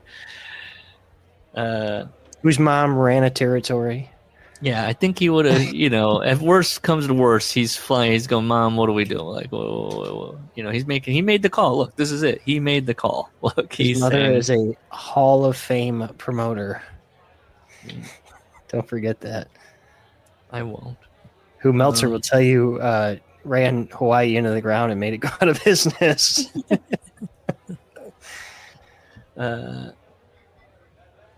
JR is noticing all the women in the restaurant are saying, asking Dwayne if he needs anything. And he's going, ooh, this guy is good looking.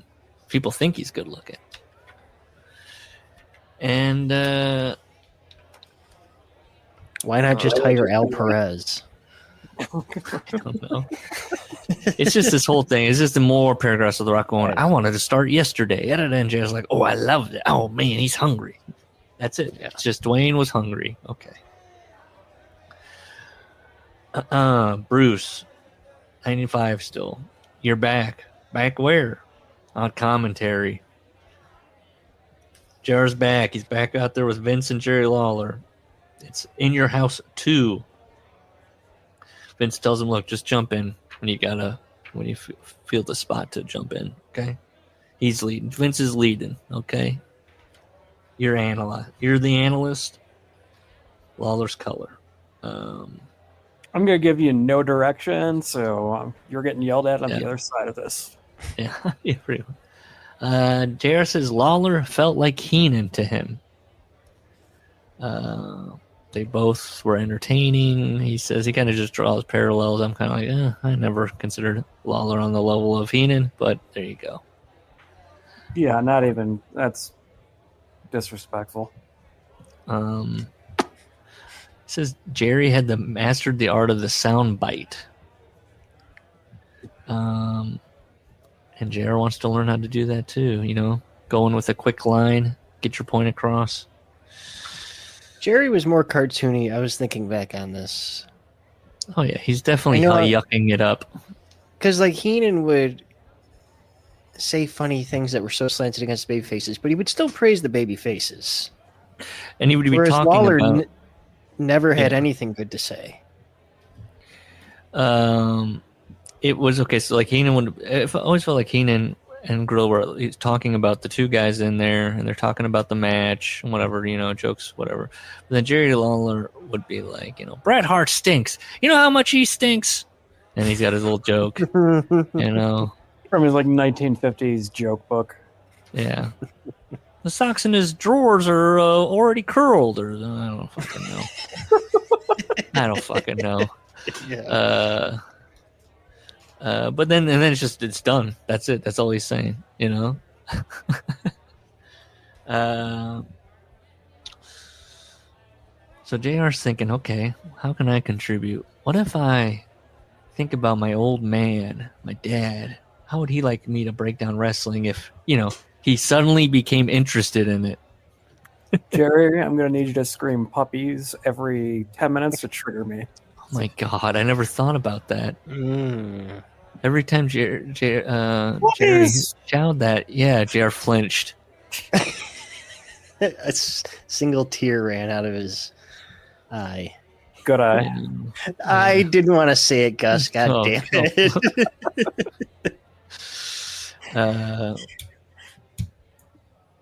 I've heard of good day, but good eye.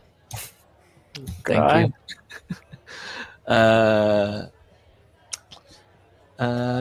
He says that Vince McMahon, here's Vince McMahon's hugely successful promoter booking philosophy. Ready?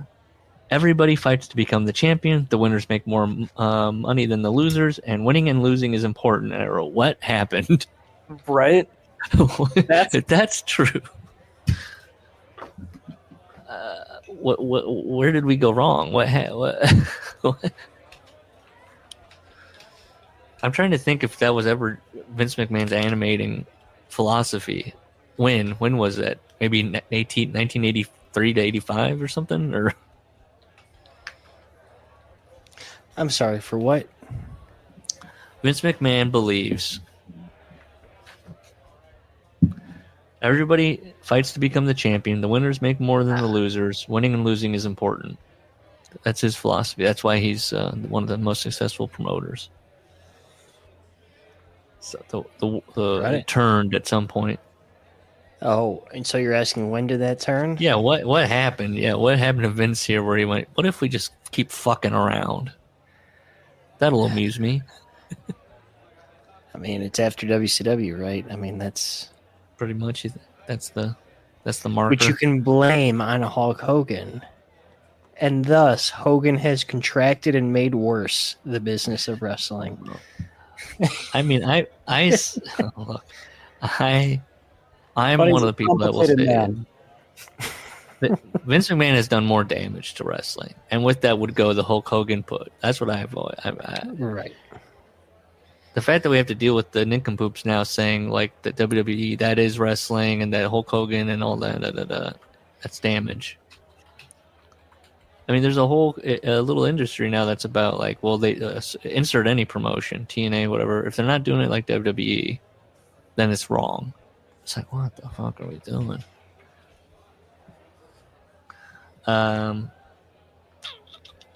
They're at the Beware of Dog pay-per-view. He's with Mr. Perfect. He's being paired with Mr. Perfect. And he says Mr. Perfect has a good Razor Ramon impersonation. He thought Mr. Perfect had a future at the announce desk. Mr. Kurt asked him what he should avoid on commentary. One of Vince's big issues is the double negatives. So, is this even a double negative? This guy is mean as a snake, and he can't wrestle either. Because it's two negative. Yeah, that's not a double negative. That's just two negatives.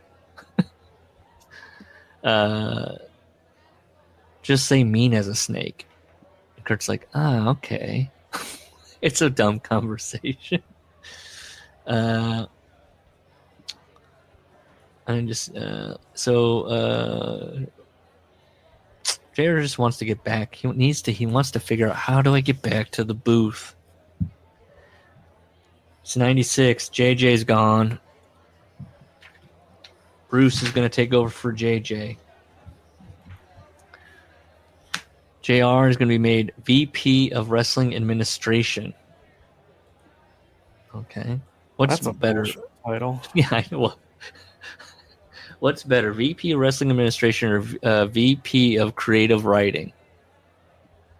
Just Bruce's current title.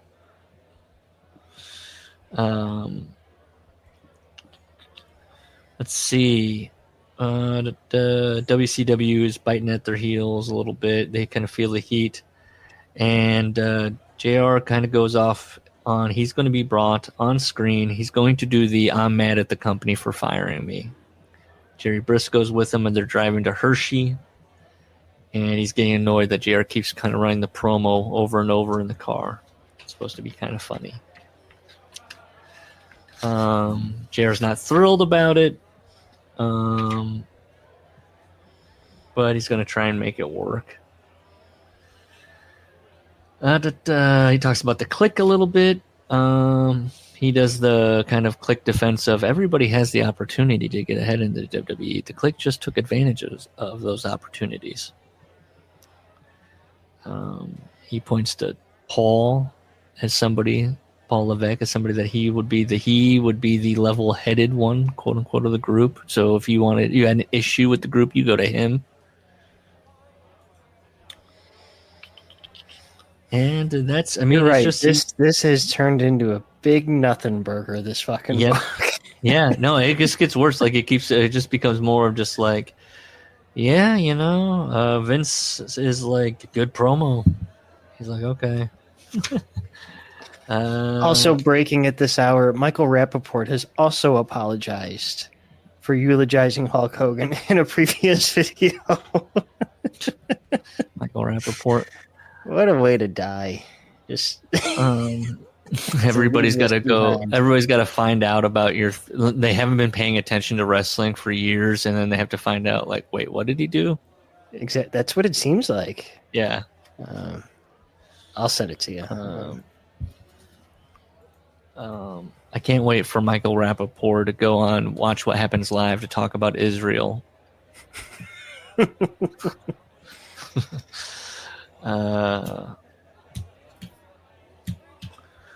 So now it's time. It's 1996. It's time for JR now. Bruce did not last as VP of Talent Relations. JR is going to take over. JR wants to expand that department. Kind of reminds me of you ever seen Vice with Christian Bale as Dick Cheney? I never did. He's talking to George Bush, and he's talking about all the things. Vice President's more of a figurehead, and I was wondering if maybe you could get me, energy, military, and he's just going through all these different departments, and George Bush is going, "Sounds good, yeah, that makes sense." Just take it off. I just want to take it off your plate. He's kind of pitching it like, you'll have so many things going on that really you need somebody on point on these things that you can trust. Leave the Pentagon accounting to me. Yeah. That's it. I love that movie. They get a little hokey. They do like chess pieces and stuff like that, but then, they have like little silly scenes where they're ordering off of a menu, and it's like, crushing the middle class. I'll have a little bit of the crushing the middle class, please. That kind of thing. Specifically, so JR wants to go younger, hungrier, right? The college guys are going to play harder. He asks Vince, "Can I sign my own talents, or do you want me to run them by you first?" And Vince says, I don't want you to sign a goddamn thing. I feel like this is more of a trap, and it just happened to work out for JR. Vince says, "No, sign them. I trust you." And I feel like that was, if it hadn't worked out, Vince would have been like, "What the fuck?" But it worked out. He tells guys when they come on that they're going to start here with a clean slate. And he decides to bring up a story. When he was first in the business, his first year, he met Don Jardine, better known as the Spoiler. Nobody liked that guy. And then he found out why. It's because he wouldn't let any of the wrestlers smoke or drink in his car. He had a nice car. And that's about it. He talks about Don Jardine just gigging a guy. And he's like, "Why didn't you tell me that you had never done it? Then I wouldn't have done it like that. I would have watched you through it." And it was, and he also liked to listen to classical music. And so this is all one lesson for JR. Like, I'll make my own mind up when it comes to people. The boys were wrong about Don Jardine, the spoiler. This is where Jan ended up becoming a den mother as he takes on this new role. I tried to approach talent relations the way a coach would approach his players. Why is he capitalizing the being boys? It's him and Russo. That's what they do. God. Russo especially calling in the boys continually after the whole book, after saying how much he hates the word the boys, and he thinks it's infantilizes them. These are grown men. Yes. Yes. Bodies Like on the line. Well, it's Hank like, Abbott. does JR want to be viewed as clearly he feels like he wants to be serious, like he's, the general manager of the Cowboys, but then he's just, it's not the talent, it's not the, the athletes, the boys. Yeah. And he considers himself one of the boys because he's on-air talent, but not really.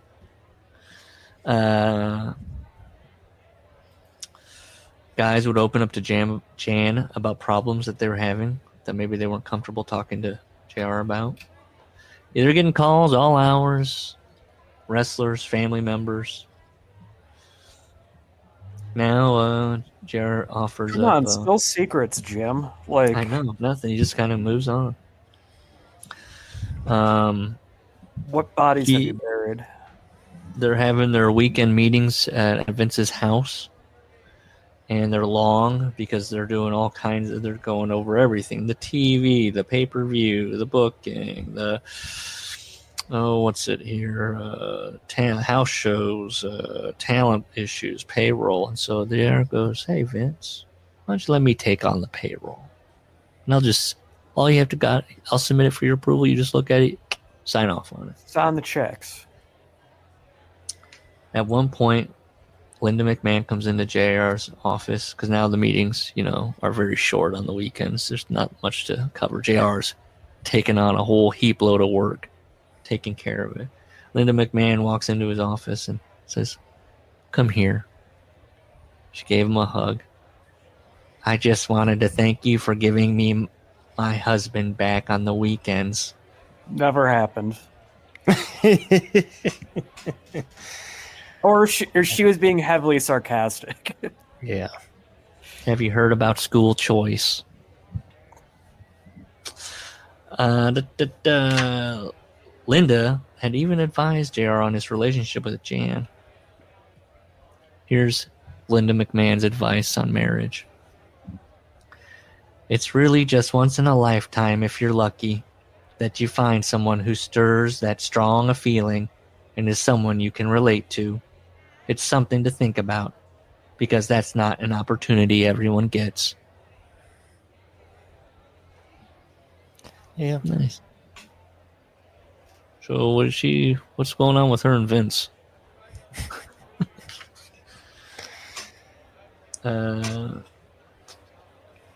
What's JR's most important job? Protecting Vince.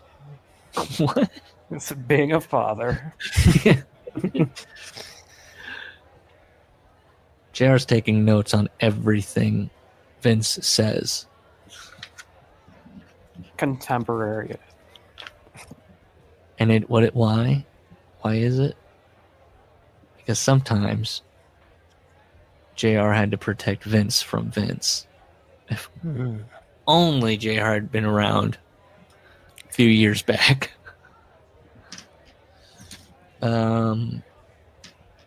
He moves on from this. Comes back later a little bit, I think, about the writing out the stuff. But it's WrestleMania 12. Iron Man. Shawn. Brett. JR has been sent to Calgary to shoot the training footage. Brett working out at Hart House, or his home, and Hart House. JR says his home had a heated pool, so they wanted to get footage of Brett training, swimming, building up the cardio. Well, Brett the Hitman Hart can't swim. So they were like, could you just paddle to the edge of the pool there, and we'll act like you're getting out. You grow up with a pool and not know how to swim. Julie wanted the pool. Ungrateful bitch. He swims Never in Wrestling with Shadows. Maybe he learned by that Survivor Series. He learned. Maybe that's why he was like, "Hey, can you get a shot of me swimming?" I like that. I like to think that. JR's getting creative. Oh, interesting. I think that Brett was embarrassed having to tell them. They're like, "Hey, can we get you in your pool?" And he's like, It's just No. not a good workout thing. Like, I don't know. How dare you? That's exactly what Rocky was doing. It is. It just doesn't show well. You're just splashing You gotta have around. music behind it. Splashing around. Well, yeah, that's Brett drowning. I just think of, a manly workout montage isn't swimming. You should be throwing some fucking weight around, or chopping logs like Rocky in Russia. We know you loved Al Snow's working out in the Wrestlers. That too. Where he's doing the ropes and he's like, "Look at this. I work out like Bruce Wayne in Batman vs. Superman."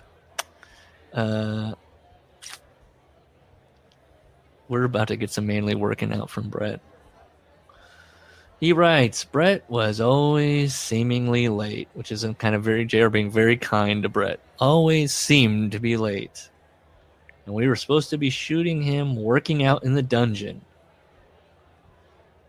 And Stu Hard is sitting there with JR at the kitchen table. And they're just waiting and waiting on Brett. Stu got bored and invited me down to the dungeon so that he could show me a few holds. What's wrong with this guy?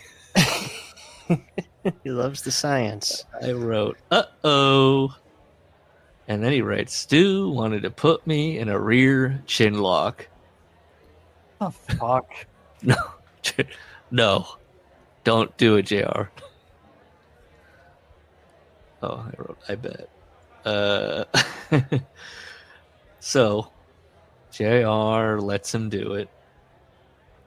And Stu says, now, when you start seeing spots, that means your brain is being deprived of the oxygen it takes to properly function. Within a matter of moments, you'll lose consciousness. Some guys also lose control of their bowels and bladder. So as soon as you start to see those spots, give me the office. Give me the office. Squeeze my arm when you... Squeeze my arm when you think you're... Give me the office. Squeeze my arm when you think you're about to go unconscious. Brett arrived. So they're going to film him, but then this footage is even unusable because it's Stu just beating the shit out of Brett. It says Brett was less for it. He ended up with a lot of unusable footage that just showed our champion helpless in the grasp of his elderly father.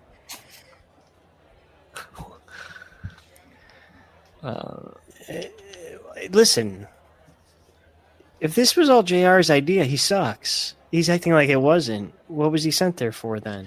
I don't know. He's sent there to get footage, and then, I kind of look. To be fair, Brett bitched about. I know. To be fair, Brett needs to know how to swim, and also you don't have to let your dad manhandle you. Put some jobbers down there with Brett and show him stretching them. Can't you get like Keith? What's Keith doing? Is that available on YouTube? The training, the package about the two guys. Do we want to watch it? I'm just curious the footage actually made it. I'll bring it up. I'm a little curious what footage they actually have. JR complains. Okay, I think JR is just in general out to lunch on this Iron Man thing. Because he's like, he liked the idea of an Iron Man match and all that, and he liked what Pat had laid out for the idea, where they go into overtime. My only problem with that was no one had ever explained in the build-up anything about overtime. It's like, wouldn't that be pointing towards the finish then? If they were like, by the way... Well, listen, JR is a Watts guy. Watts would do time calls even in non-draw matches so that it made sense when you did do it. So he thinks there should at least been maybe a little graphic that says, in case of overtime. Yeah, you don't play into it too much, but yeah. What else has happened at What they WrestleMania should 12? have done though is they should have to really put the narrative that Brett was getting fucked with. They should have played up the fact that all Brett has to do is last the 60 minutes, and Sean has to. Yeah. I guess you could just say in the event of a tie. You don't even have to say no one pinned, but in the event of a tie, go sudden. In the event of a tie, it's sudden death. Yeah. First pin or submission or whatever. But no, they don't say any. He's right. They don't say anything. And so then Gorilla Monsoon has to come out and go, "We're starting it back up." And Brett's doing, "I won. I can't believe it." Maybe that's where they wanted to go with it. Brett being kind of pissed off about it. He's over it when they announced that it's got to start back up. Brett was right. It was bullshit. Well, I mean, they hadn't said anything. It's a new rule. Imagine someone doing that to Flair. How many fucking hour draws did Flair have? No one made him wrestle overtime. Brett saying that to Gorilla. You can hear him on audio. This never happened in the NWA. They should have. Ric Flair would at least have that happen one time, Ric Flair, so we can see him kick the ropes and shake his hair and get all beside himself. All right. We're watching it here. Okay. Let's see. And of course, I remember Sean working out with Jose Lothario. God. Okay. I hated Jose Lothario for some reason. Like, his existence just pissed me off. Let's take you now, ladies and gentlemen, and show you some personality of this matchup. They don't know the first thing about. Oh, God damn it! I'm sorry. Walter Goggins. Get God, I go with this ugly guy. free delivery on the. He's everywhere. Walmart. He's Endorsing having this Walmart. blow-up. Have you guys heard about Pedro Pascal fatigue? It seems to His be anxiety. well, it seems a certain demographic of people, conservative, something about Pedro. They don't like it. They don't like that he's in a lot of movies. They don't like that he's popular, and they don't like that the female actresses are friends of his. He's one of those. It's like the Tom Hanks. What's going on with that guy? Mm-hmm. He's getting that. 2 men, 1 hour. For Shawn Michaels and Bret Hart, this is what it all comes down to. Throughout their World They got Wrestling Michael Cole for Federation this? careers, both superstars have traveled. I was going to say this is super early for Michael Cole. Yeah. Down similar roads. Through heart, determination, and pure blood, sweat, and tears, both men have made it a point to simply be the best they can be. But now the question is, who is the best? Shawn Michaels, the 12-year-old boy from San Antonio, Texas, who had a dream of one day becoming the World Wrestling Federation champion. Trained by the legendary Jose Lothario. Settle down, Ghost. Oh my God, that's bad. That's some bad striking. That's so bad. That's rough. 7 years through the good and the bad. Shawn Michaels continued to follow that. I was dream. so in the bag for Shawn Michaels at this point, though. I was ready. California and WrestleMania 12. I was all in on Boyhood Dream. I was over Brett. Whose formal training came in a dungeon in Calgary, Alberta. JR's right. He's talking to JR right there. Give me the office. Give me the office. For 11 years, Bret Hart It is. It's just Brett getting his ass kicked. Giving his all en route to becoming a 3-time World Wrestling Federation champion. The excellence of execution. I think the weekly TV had longer clips. Yeah, I do remember the pool thing, or him, at the thing of the thing, and like more lifting, working out, and stuff like running, maybe outside in the snow. Brett mentioned that he was running on the mountains, and the mountains had ice on them, so that his running didn't look impressive because he was scared to fall. He's just kind of doing those little steps. But what a thing to bitch about! I mean. Yeah, Brett, you can't even swim. You're worried about how that looks? Jesus. What else is going on WrestleMania 12? It's Ultimate Warrior's returning.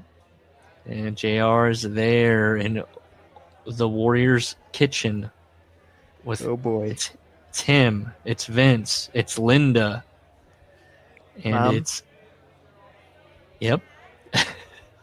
and it's Jim Cornette, and he kind of just says Jim Cornette was there because we traveled together.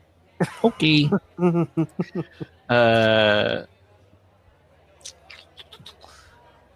You ready to come back to work, pal? Vince asks Warrior. I can't even say this fucking word. Destrucity? Destrucity.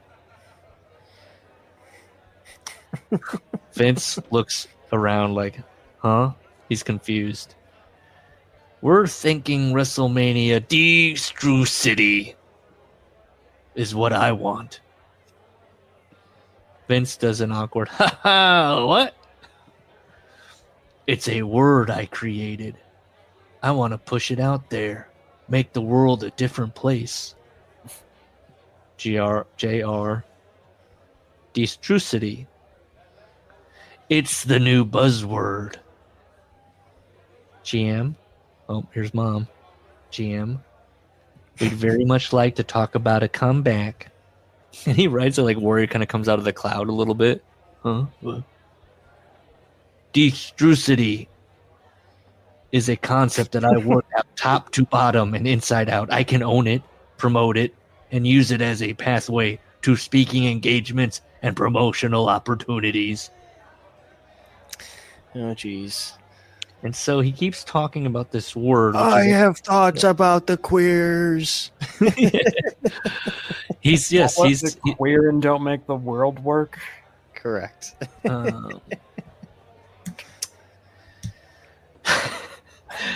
Yeah, I guess it's supposed to be like destruct, but then isity, but then he does. Jared's now, or at least writing it out like that. It's Destructicity. Well, it was destruction and intensity, I thought. Oh, detrusity. Detrusity. Oh, God. This fucking guy. Well, do you know any people like that? I actually have a friend who tries to make his own memes with, like, positive affirmations or, like, little poems about... Oh, that sounds awful. Puns and, like, there is no me in team, but there is a me at E. You know, it's always something stupid like that, and he'll tag his little name. I've never seen them shared by anybody, but that's what this feels like. The closest I've come to that is that I think I sent to my brother possibly, or just for myself. I took a picture of little baby Yoda, and I just put Austin Power lines from the movie underneath. And I was like, that's funny, right? So it was just like, are you horny, baby? And, you know, it's a little picture of baby Yoda waving, you know.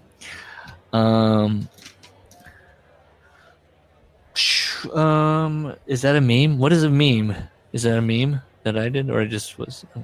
I gotta show you guys because I just love them. So this is what I'm talking about. I'm gonna dox this poor guy. Why is there a fine line between having a heart and being a hater? Doesn't take much for the devil to mix up a heart. What? And they all have the letters are so close. Satan's the letters are. They're all slightly Christian. Oh, yep, and there's his signature. Hang on. He was getting real clever with the puns here. I don't want to make fun of his. I was going to make a. DM must be dumb man. That's it. Got it, man. Yeah, that's all. We only have our independence because of God's dependence, and it's not about fireworks. It's about doing God's work. God's dependence. God's dependence. Everyone wants to fall in love, but no one wants to stand in love. Makes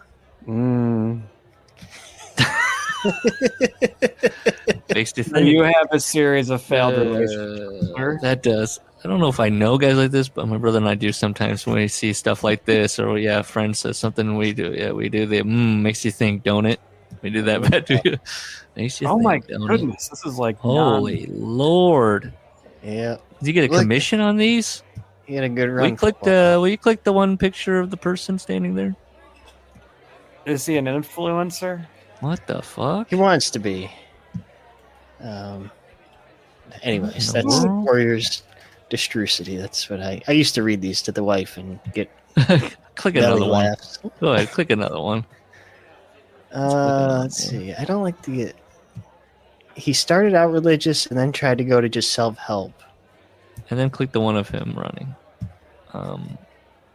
What? It is never too late to. It is never too late to start putting change into the piggy bank of your heart. What the fuck does that even mean? It's never too late to start putting change. God does not hold the past against you. He's against the past that has a hold on you. Mm-hmm. I mean, you can say God says anything.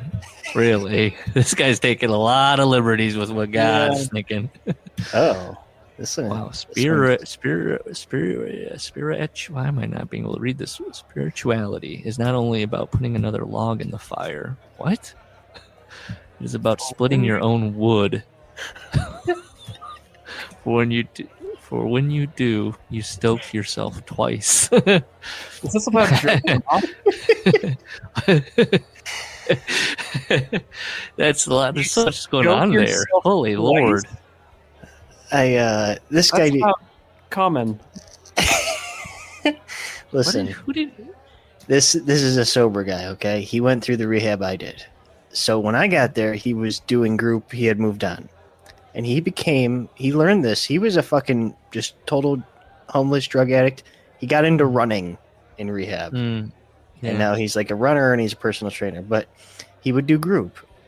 He even became a bishop, or not a bishop, a deacon at the Catholic Church. So he would pray with us. And he had this young girlfriend. And he was engaged to her. And one of our guys asked him, we were like, are you having sex with her, or are you waiting till marriage? And he said he was waiting till marriage. Divorced her in a year. That must have not been Mac doing. Huh. That reminds me. We read somebody that had those similar kind of sayings. Who was it? Because we were like, oh, they're just making up nonsense. Who was it? We were like, was it Vince Russo? Where it was like, well, he's just saying things.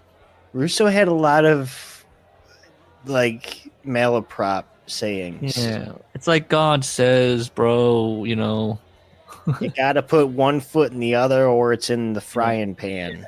Yeah. If you're moving forward, you're never looking back.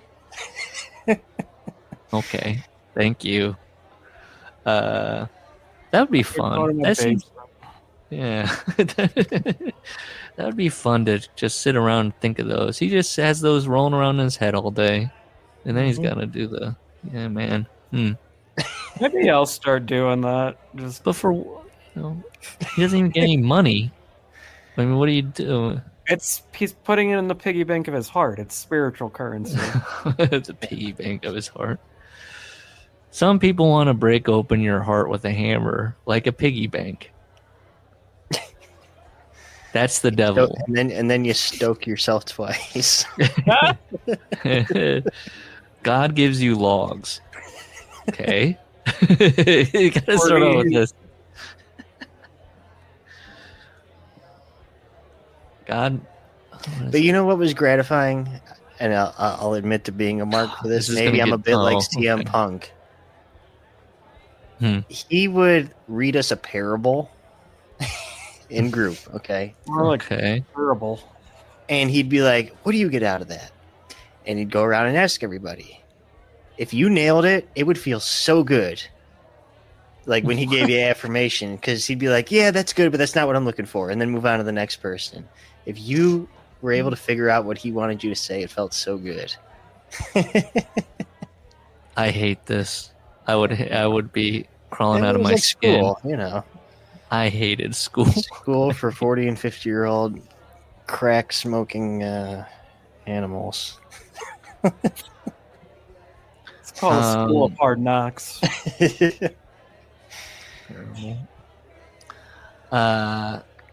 Warrior is talking about this word and talking about his philosophy, and he's dropping F-bombs. He's like, the fucking, as Larry was saying, his worldview, and he's dropping, I don't know, maybe there's different F-bombs. I don't know. I'm assuming the cursing. JR is a little offended because Linda's there. Doesn't like using the foul language indiscriminately in front of a lady. Makes him uncomfortable. I said, now do Watson Lisa, you fucking...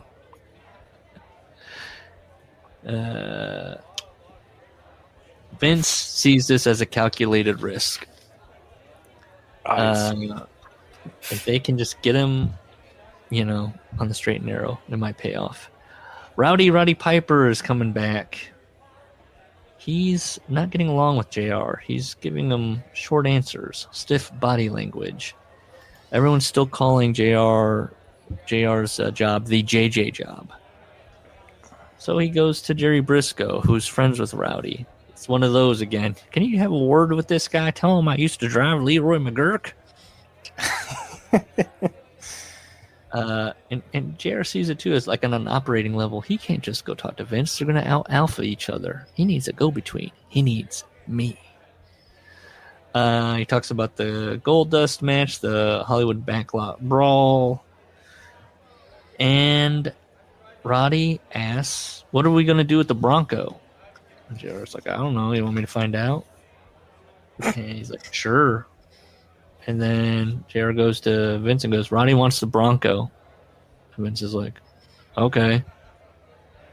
So he goes back to Roddy. Yeah, you can take it. You want us to ship it to you? And he goes, no, I'm driving it all the way from Anaheim to Portland. And he claims Roddy got teary-eyed and gave JR a hug on the news of getting the used Bronco. Okay. Dead. God, Piper was such a carny. Yeah. What a strange man. Says WWF was changing, wrestling was changing, and JR's changing with it. You want to call it or keep going? Yeah, I guess we're good. I did find Cornette talking about the Warrior meeting.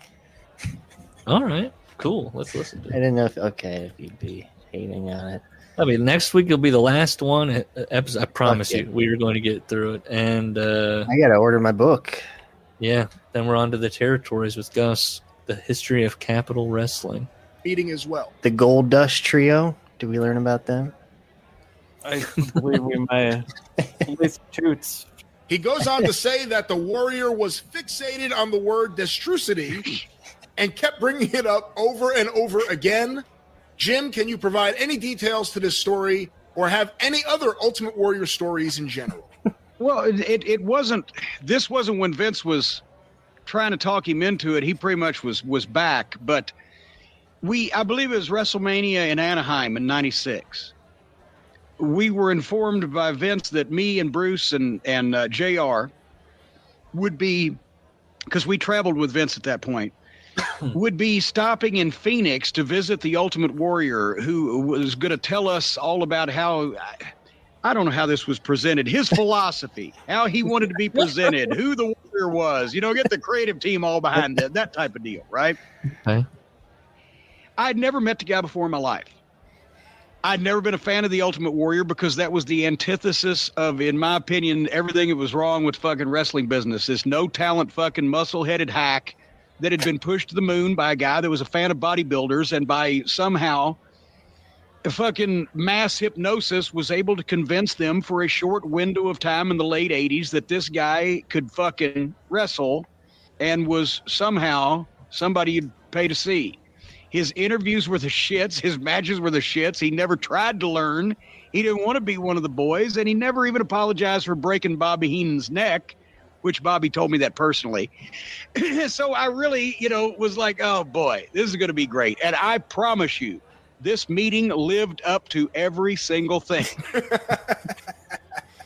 we went to lunch at a nice chain restaurant. And then we went and saw his gym where he had a wrestling ring set up and he was talking about a wrestling school. And I couldn't hardly contain my fucking reaction to the thought of Ultimate Warrior teaching people to wrestle. But the whole thing he was talking, it was his, God damn it, Bruce, I'm sure, could do this perfectly. But Destrucity was destiny, truth, and truth. Something to do with city. I don't fucking know. And it was the goddamn philosophy that he was trying to push, and he had this, and he was out. It's hard to explain. At the end of spending 4 or 5 hours with him that day, I asked Vince the rest of them. I said, I didn't understand a goddamn word this fucking guy said all day. Is he out of his fucking mind? And they said, yeah, it's a Warrior. Oh, no. The moments that last. Brought to you by PlayStation. I want to know the chain restaurant they were at. I was going to say a Chili's. But yeah, I was going to say, like, what did they eat? What did I mean? 4 or 5 hours with the guy. Yeah, what is he? You know like, what was in Scottsdale, Arizona in 1996? I don't. It was his philosophies and the always believe and the face paint and Vince. I can see it's going to be huge. And I don't know what the fuck they were talking about. And it wasn't. What was it? Just a few months later, he had that comic book coming out also, and this is when he had run through all the fucking heels and beat them flat and buried them in short order, and then decided to no-show for whatever reason. He was upset that his father had died, even though he had before in his life said he hated his father and he hadn't seen him in these many years. But suddenly, when he started no-showing, is because his dad had died. But then even after the funeral, he wouldn't come back. And then he was mad because they had a branding show, a toy fair, some kind of fucking big wing-ding in New York. And the WWF had already had a booth scheduled and built. But since Warrior had just signed a contract to come back to the WWF, they wanted him to be represented. So they put his face paint and his logo, Always Believe, on the side of the booth with the other stars' stuff. And he got hot at that because they were using his logo without fucking permission. But if Vince was to buy 1 million copies of the comic book that he had coming out at that point at $1 a piece, Jesus, then he would consider, well, that's okay. Then we'll drop the whole thing. And that would be a considerable makeup for Vince to do. And Vince had the appropriate reaction of, are you out of your fucking mind? I'm not buying $1 million fucking dollars worth of your comic books. And then I think that's when Vince put Warrior on the deal where I will prorate your fucking money. I think like he did with Sid. I'll prorate your fucking money if you show up. And he didn't, I don't know what the fuck that was. And then we didn't have to deal with the Ultimate Warrior anymore. Okay. I thought about the meeting. I remember having that comic book. I wish I could find it. Yeah, what they for the first one they sent out with the that month's WWF magazine when he came back, they sent out the comic book with it. So they did do it. Okay. Yeah, and I can't remember if they sent out other issues or not, because I feel like it was only a small run, so maybe they sent all of them out with the subscribe. If you subscribed, you got all of them. Isn't that the comic book where he's got Santa Claus tied up in a rope? Yeah. At least in the first one, it's just him. He's like being born. It's just explaining the lore in my mind of what I remember of it. I think it was just, I think I've told you this before. I emailed the Warrior in '98. I think it's just because I found his email address because I wasn't a huge fan, but I think maybe even then I was taking the piss out of him, and I told him I was a huge fan, and he wrote me back, "Always believe." Was that your introduction to the manosphere? I know. What else did that email say, Larry? What else did you learn at Warrior University?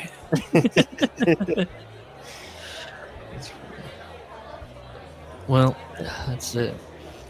Okay. We really need to work on a sign off of that. I guess we just say bye. Goodbye.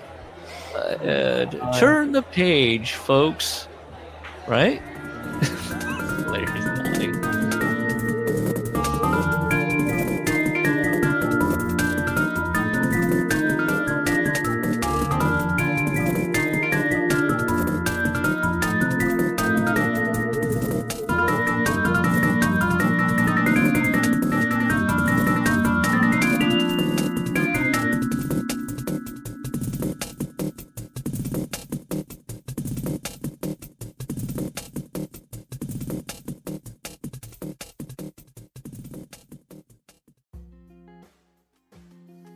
It's Wilson again.